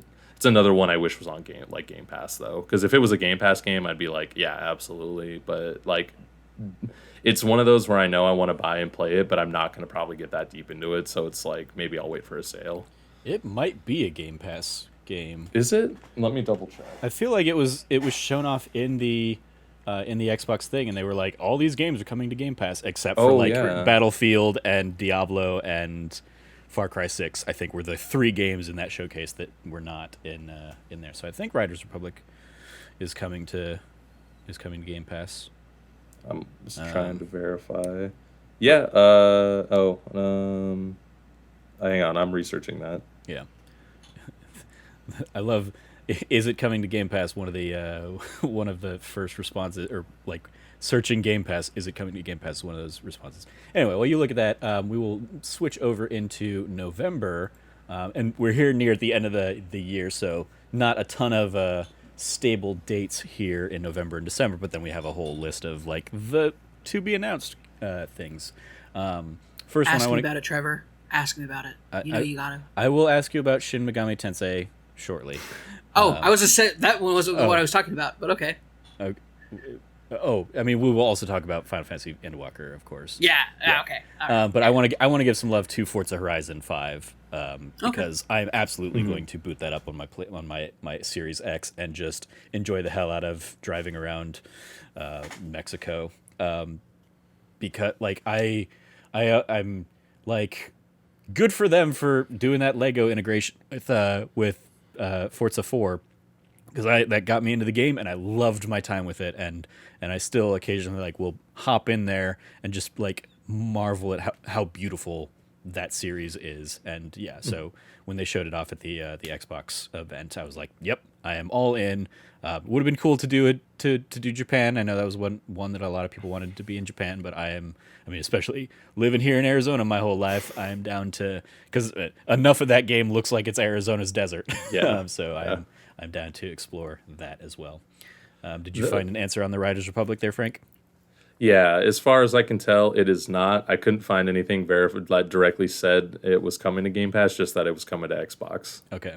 It might have been, then it might not have been in the Xbox conference. I might be crossing some lines or whatever, but cool. But going back to Forza Horizon 5, I'm right there with you. I'm very excited for that game. I don't have one of the newer gen Xboxes. I have like the launch Xbox One, so I might see if it blasts off into space trying to play Forza Horizon 5 this fall, because that's like on Game Pass, and I definitely like the fact that, again, the barrier to entry on Game Pass is non-existent. Definitely has me in there. But I really do like those Forza Horizon games. I missed all the ones on the Xbox One generation pretty much, because I pretty much went from 360 and kind of like straight over to PlayStation.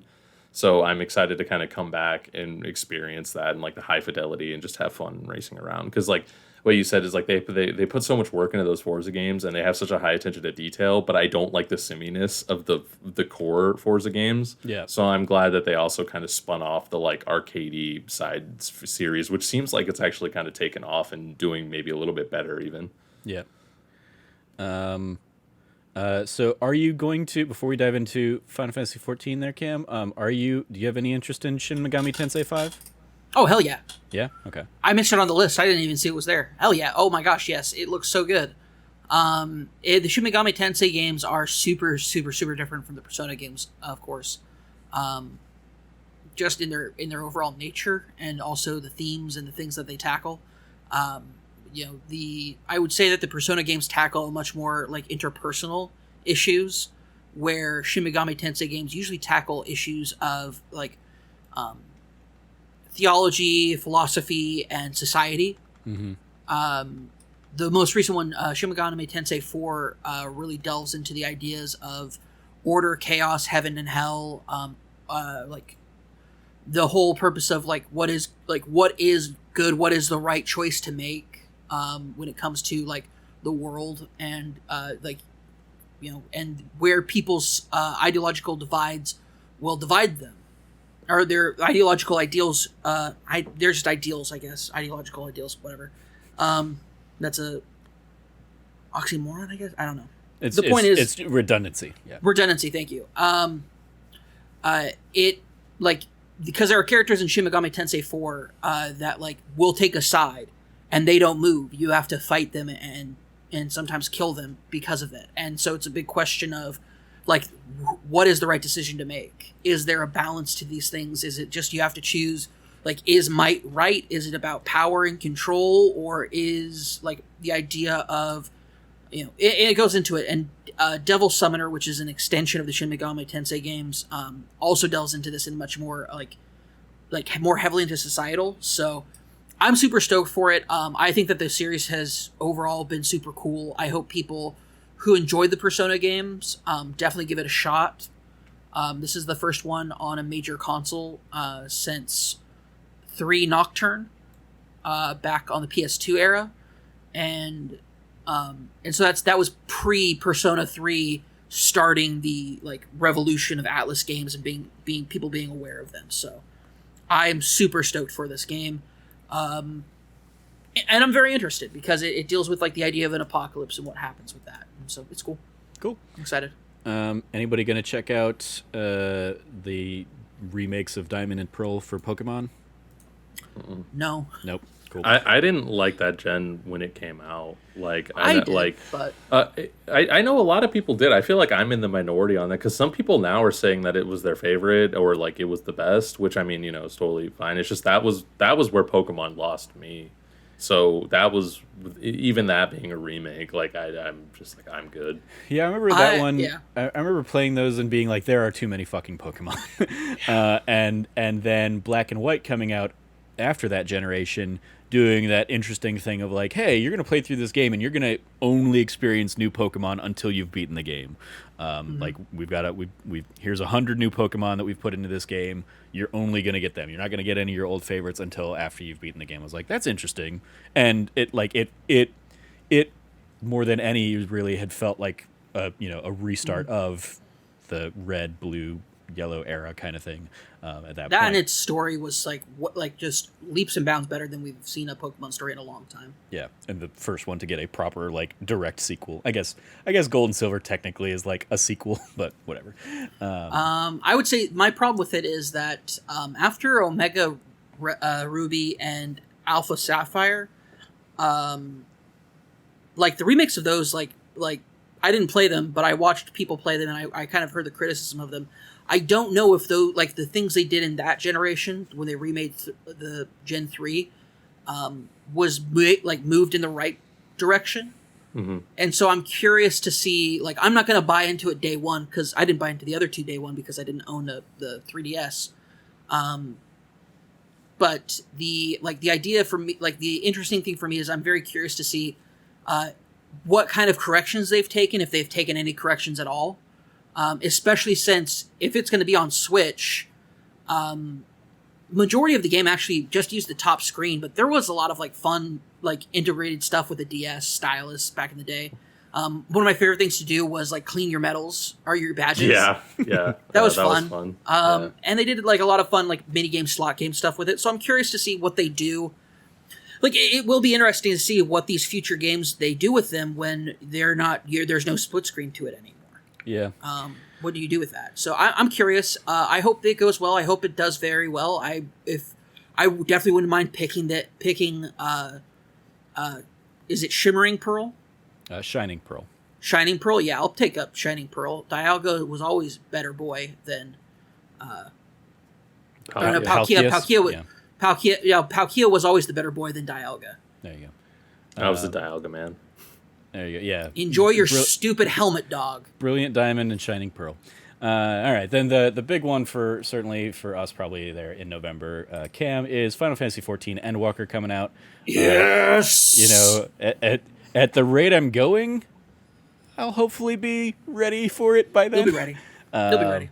I mean, I don't know how many of these other games that we've discussed are going to take me away from my 14 adventure, but August is 100%. We're grinding out the rest of them. Okay. Okay. Every day, 100%. I'm there with you. Let's go.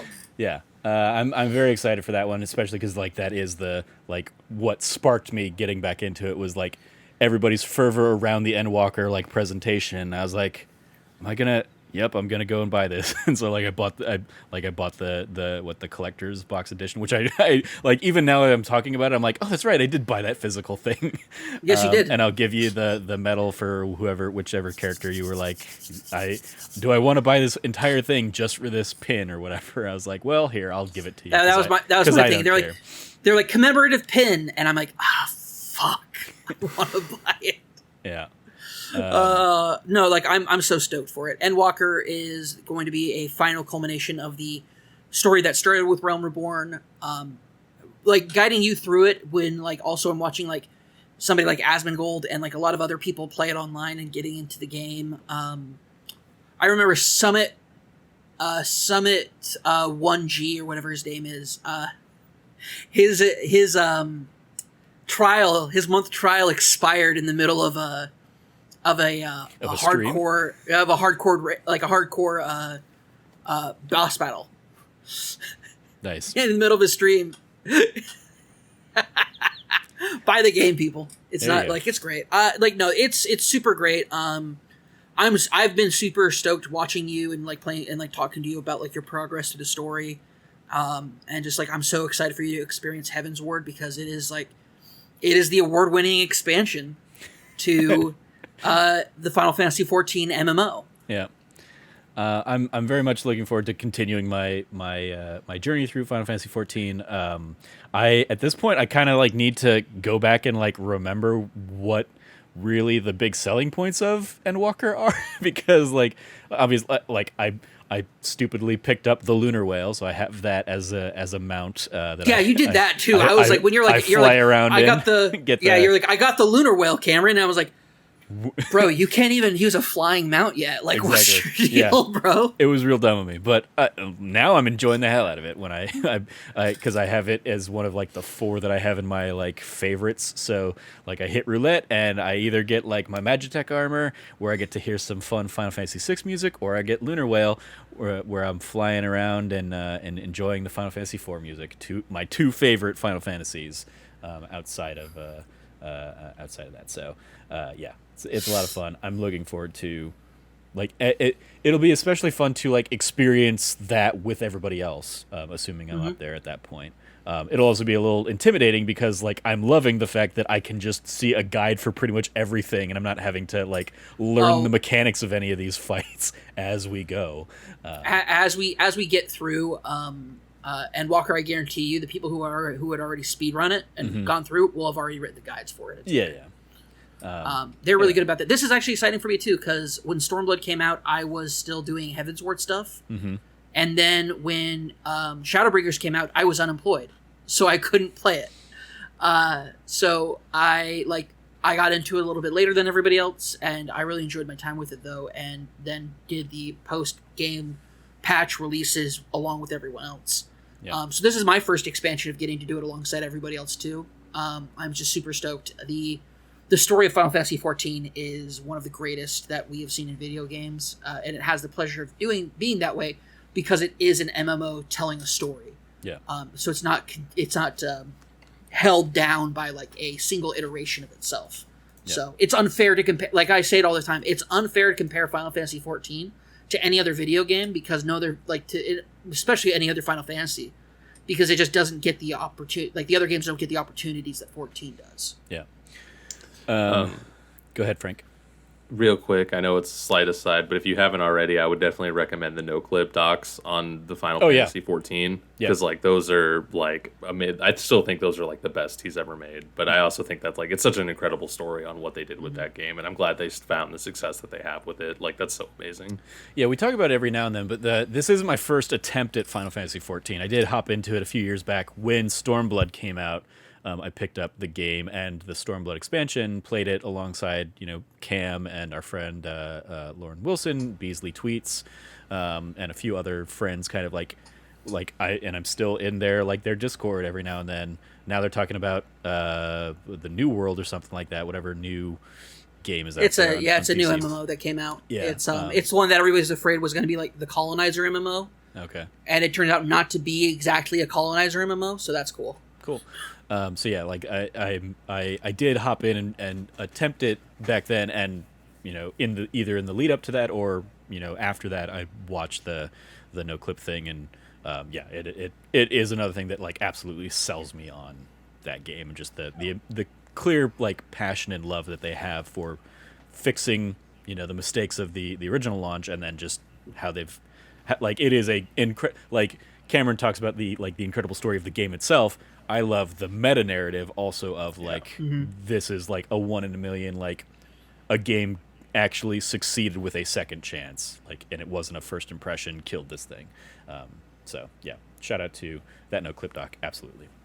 That the Final Fantasy 14 one and the Hades series that they did are probably my favorites of no clip. Speaking of Hades, it is coming to other games earlier, or like I think in August. I didn't include it because it was part of our conversations last year. But shout out to people that don't want to just play it on Switch, getting to play Hades elsewhere. That was exactly my point there. Is I'm looking forward to it, and I can't wait to play it on PS5 and get my trophies. Yep. And I'll definitely be there day one. I just skipped over it because it was from last year. So yeah. Yep. So we got 2 games here in December on the Game Informer list: Advance Wars 1 and 2 Reboot Camp, and Dying Light 2 Stay Human. Yes, that one as well. Yeah. So as somebody who missed Advance Wars back in the day, but has heard everybody talk about and gush about it, and as somebody who likes like the Fire Emblem tactical strategy games and stuff like that, I'm like when that got announced, I was like, hell yeah, I'm gonna take this opportunity to finally right that wrong of my my past and enjoy this. I admittedly I have no connection to the original game, but I like the art style that they're using for this remake and stuff like that. So I'm super stoked, and that is, I think, the first Switch game that we've looked at that I'm interested in checking out the rest of the year. So it's the one thing that's going to get me to boot up my my Switch, I guess. I have very special memories of Advance Wars 1 and 2. It was one of the games that we played on the linked Game Boys that a bunch of my fellow academic decathlon members had. Nice. And that was when we were in between competition stages. A bunch of us would just sit around each other and play games of Advance Wars. I was always I was always Eagle. He's the aerial superiority guy. He's sick. All right, very cool. And then Dying Light 2, Stay Human. You got that fun little teaser package, Cam. I did. It was so much fun. Getting ready to announce the date, so that's coming out. It's an interesting spot for it to hit, because one of the things about the first game was everybody loved it because it hit in the January spot where everybody's looking for something new to play, and it was the first of that era of January surprises that people who wouldn't have given it another look other times in the year really connected to it. So this coming out end of the year after the holiday rush is financially and business wise, it seems like a weird time to try and sell it. I guess you could be still buying it for people for Christmas there in December 7th, but it's any game that comes out after Black Friday, I'm like, are you trying to sell it for Christmas or whatever? But yeah, if I could deal with spooky games, it's certainly one that I would be interested in checking out, but I know that I will not be checking that one out. How about you guys? I'm checking it out for sure. I'm actually planning on I'll say it here because this is Patreon exclusive for now, for the next month. I plan on starting to stream on Fridays, and I'm going to call it Friday Night Dying Lights. Oh, nice. And I'm going to be playing through the first Dying Light game in anticipation for number 2. Very cool. That'll probably start up sometime in October, or I'll probably do it in October. It's a spooky game. Why not? Sounds like a plan. How about you, Frank? Yeah, that's another one I'll probably skip. The first one didn't do much for me, and I only played it for a couple minutes or here and there, a friend's house, but it didn't really I wasn't interested enough to pick it up myself, and even playing it didn't sell me enough to be oh, I need to go buy this entire game. And the sequel, like I'm happy it's finally here and it's finally coming out, and I'm kind of with you where I'm curious how it'll do in this kind of like earlier time slot at the end of the year. But it's for me, it's one I'll probably pass on. Same thing with the Advance Wars. Like I'm happy it's back, but and especially because I'm with you, where I've heard nothing but amazing things about that series. But that's another one that's just not for me. Yeah. Cool. So now we dive into the last little flurry of games, the to be announced. So some of these may not actually make it to 2021, but they're currently still slated for 2021. Rather than go through this like game by game, just kind of I guess like shout out any that like jump out to you. And especially like I'm looking here and I see like Axiom Verge 2 and Bear and Breakfast are a couple games I'm interested in. I don't necessarily know if they're going to be like game of the year conversation for me. But yeah, if hit me with any that you guys see as we kind of work. I don't think any of those through games are this. coming out this year. Like Any just flat of out. these to be announced? Yeah, if you don't have an announced date at this point in the year, I don't believe your game's coming out this year. I mean, Period. I disagree with that, especially given how sparse November and December are. I think a lot of these games are going to come out in that holiday block. They just want to, make sure before they commit to the date. Yeah, I don't believe it. I'll believe it when I see it. All right. Yeah, Do you see anything on here, Frank? Yeah. There's a few and kind of the to be announced that I am interested in and that I think could be game of the year contenders for me. One I do want to shout out is Goodbye Volcano High. Mm-hmm. Oh, that does look pretty cool. That is the one I'm just looking at as well, and that's one like we haven't seen anything of since like the reveal at in like the PlayStation 5 thing last year, and it's one I keep like wanting to see more of. No, I'm 100% with you there, and I think that's going to be a really interesting game with an interesting story and interesting characters, and just based on the setting and kind of the name and everything and the vibe of the trailer, I feel like I kind of know where that's going, but I really want to know what they're going to do and how they're going to get there, and I might even be totally wrong there. But that's one for me. Another one I do kind of want to give a shout out to, who's right below that, is Halo Infinite. Yeah, I was gonna say like to Cam's like these aren't coming out this year. I was like, hey, like. Come hell or high water, I think Halo Infinite is coming out this year, and we're amidst the flight right now, right? Yep. Which I never like. I started seeing that terminology. I'm like, is that a thing? Is that like why aren't you just calling it a demo or like a beta test or whatever? Like why is Halo Infinite suddenly have a new terminology for you guys beta testing the multiplayer? But yeah, people are doing that right what's now, and interesting people is are really that's enjoying it right now, right? Like, well, the thing is, that's a marketing term that you use for like calling it a flight, because essentially the idea is that because normally in marketing you have campaigns, but if you have a campaign that you're going to run over a long period of time, but it's going to have a lot of beginnings and ends with a lot of different creatives in it, you call it a flight. Like you call like first, like it's in its first flight, second flight, etc. So I'm like I was curious when I saw them do that. I was like, that's a different term to be using for that, but it is what it is. To Cam's point there, I guess it's because they want to do multiple, like, because there is future flights upcoming that you can still get on board for. So I guess maybe but I mean, beta probably still would have worked if they were doing like beta weekends. Yeah. But yeah, to your question there, like the reception so far has been super popular. I have everybody who I know who's in the flight, it has nothing but great things to say about it, and the gameplay and the streams I've seen out of it. It looks super fun. Like, I'm not a huge Halo guy, and I've definitely I was in love with the series, and they totally lost me and just kind of fell out. I fell out of love for like multiple games now. Yeah, like around that time, where like 4 or 5, like for the whole generation now. Plus, I'm like, and that's like it. I was never a huge fan to begin with, and they definitely lost me. But this actually is the first time in forever I've been interested, and even at this point, I'm actually kind of excited for Halo. And I don't think I might check out the campaign, but right now I'm not planning on it. But I do think I'm going to check out that multiplayer. That multiplayer looks super fun. It looks super awesome. And one thing I've been shouting out the whole time is that, like, I mean, it's going to be free to play regardless of everything. And so when you take those barriers down and you let me just download your game and check it out, like, I'll definitely be in there, like, at least for a night. And I have a feeling that that's something I'll put more extended time into as well. The campaign, I'm not sure if I'm going to get around to, though, but I definitely want to check out that multiplayer. I mean, I definitely, absolutely. I was going to go ahead, Cam. Sorry, Trevor. I didn't mean to. It's this Discord thing where we keep talking over each other. If it does come out this year, I'm 100% on board. I'm already signed up. If you've been wondering why I've been checking my phone, it's because I'm still waiting. I was hoping to see like a last minute invite for this weekend for this flight.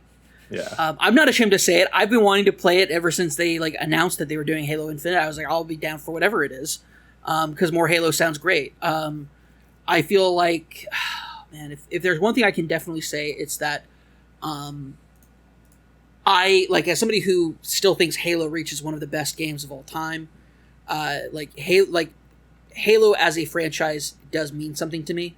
Multiplayer especially, like I can't tell you how many hours I've spent in a Halo multiplayer, because I have no idea how to even calculate that massive amount of time.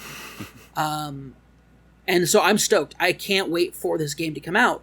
That being said, I don't know if it'll, like, the fact that they, like, you said hell or high water, this game will be out this year. I wonder about that, but at the same time, if it does come out, great. I can't wait to play it. I'm okay being wrong on that one, for sure. Yeah. Bring it out. Like, let it be out. I'll play it. And, I mean, same for me. Like, if it's not ready to come out this year, then keep putting the time into it, because, again, like, this is one of those games that, like, you're only going to get a good first impression really once, probably, for it. And that said, like, I am not the Halo person. I didn't play Halo. Like, I played one or two matches, across college or something when I got invited to a friend's house, like a decade plus ago or whatever. So I didn't play the campaigns or anything in Halo until Master Chief Collection. I played the first two games in there, and it was kind of like, yeah, these feel their age, and I'm just not vibing with them, so I bounced. I'm intrigued to hop in and pick these games up. This weekend I'm supposed to sit down and record a Halo podcast with our friend Mario Rivera for that. I'm just gonna be like, this is a weird thing for me to be doing, but I don't know why you were from the site. You were the one invited to that. That's bullshit. I mean, he put out an open call, and I was like, I mean, I have an Xbox. I will I haven't played 3 through Beyond, so, like, don't throw me into one of those levels, because I don't think I'd have it unlocked. Oh, is he like, okay, yeah, that's fair. I only have it on PC, so I don't have that again. I mean, he's doing it on PC too. Because he specifically asked me, like, are we doing this on PC or are we doing this Xbox? So if you want to, like, do it, reach out to him and be like, hey, Mario, hook me up. I want to be on this podcast with you. I want to be on your cool podcast, Mario Rivera.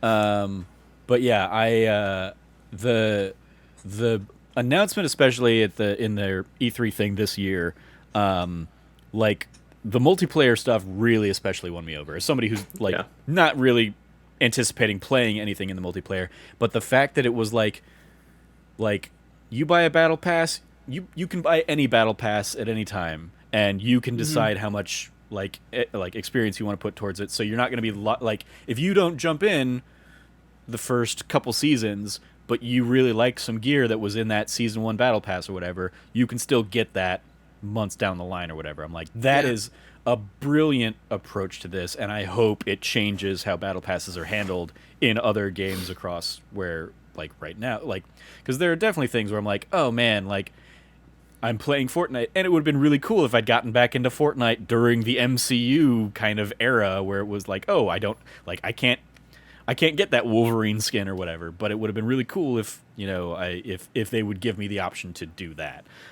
So I love, like, I think they made all the right decisions as like a complete outsider. Everything they were saying in those multiplayer showcases they did were just like, yep, yes, yes, yes, yes.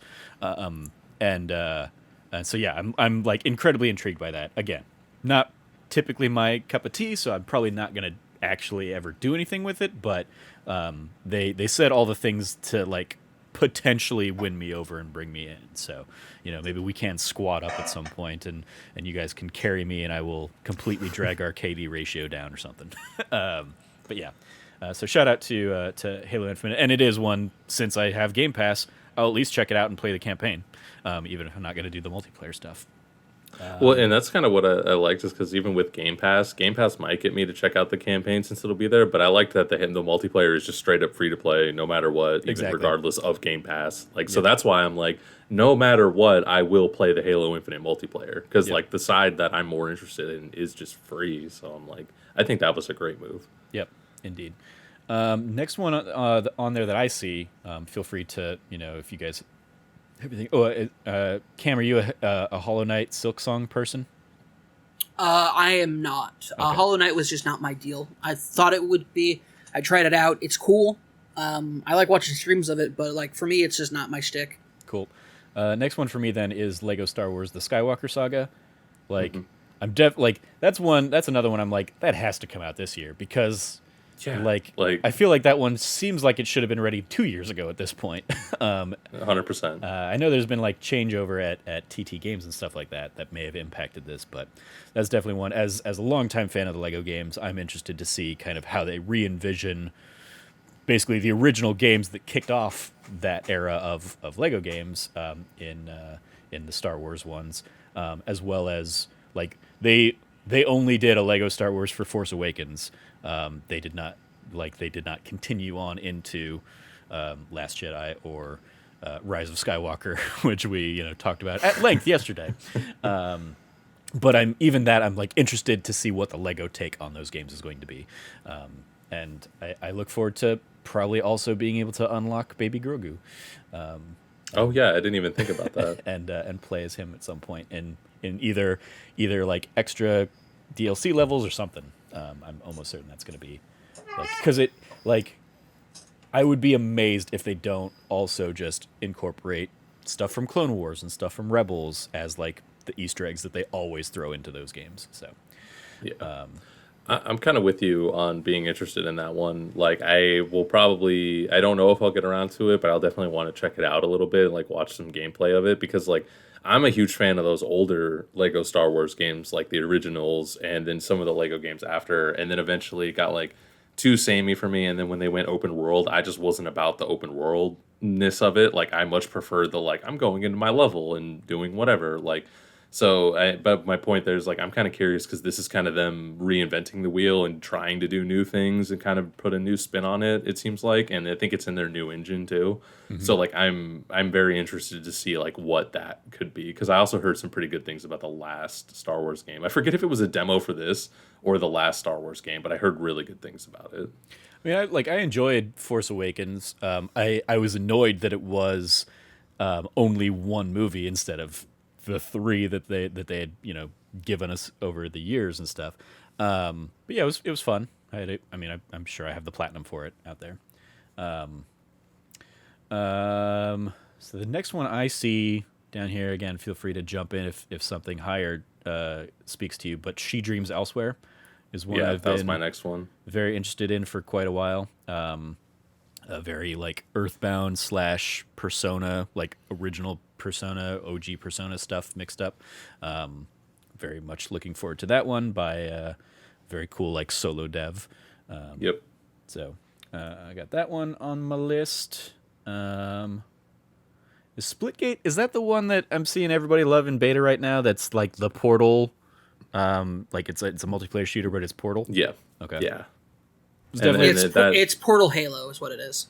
Okay. Yeah. Definitely not something I will check out, but like very cool that they've figured out how to make that work and that it's blowing up. I keep seeing it on my timeline and stuff.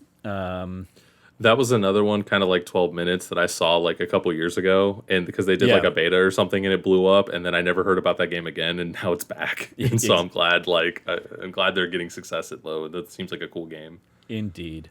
We got all the games. I'm trying to see. I'm still waiting to play Stanley Parable on my PlayStation because I've heard about great things about that game, but who knows when that'll actually come out. Yeah, I think. Nobody's interested in Tunche? Tunche? No, I know nothing about that one. In what?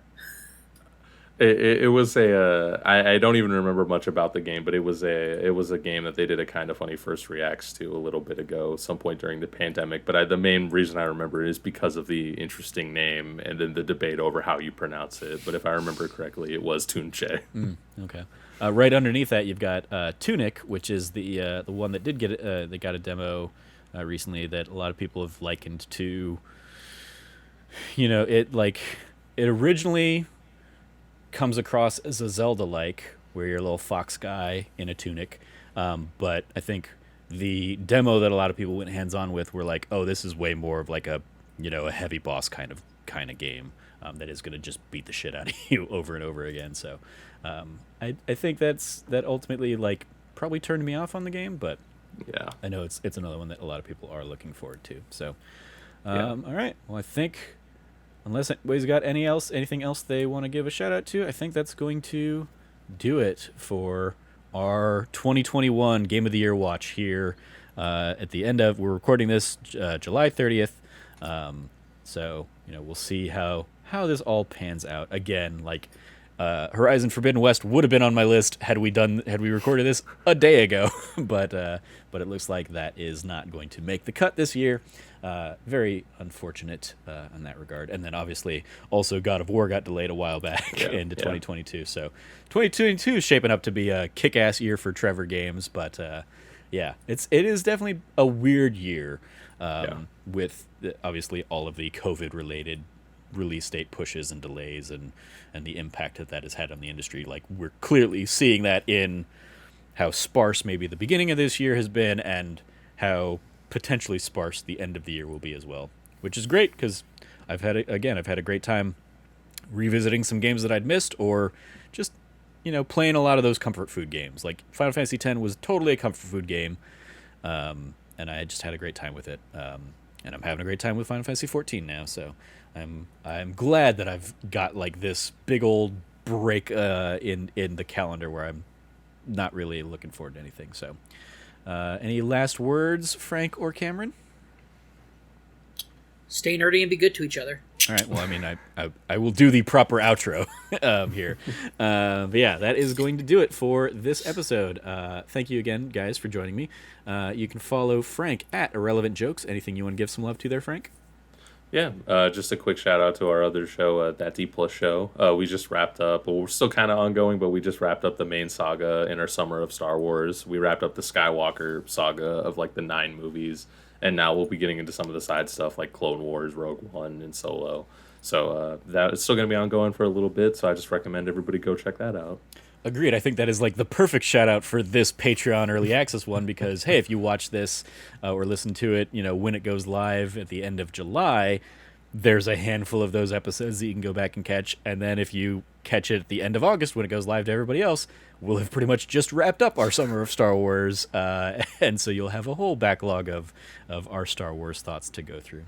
You can follow Cameron at Rev Cabot. Anything you want to give some love to there, Cam? Yeah, I want to give a massive shout out to just the absolute stunning and awesome coverage that the our fellow members of the enthusiast press, whether it's of the high levels of IGN to the indie levels of something like Uppercut.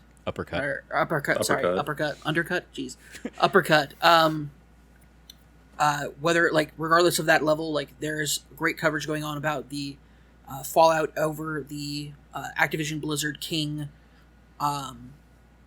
scandal that happened.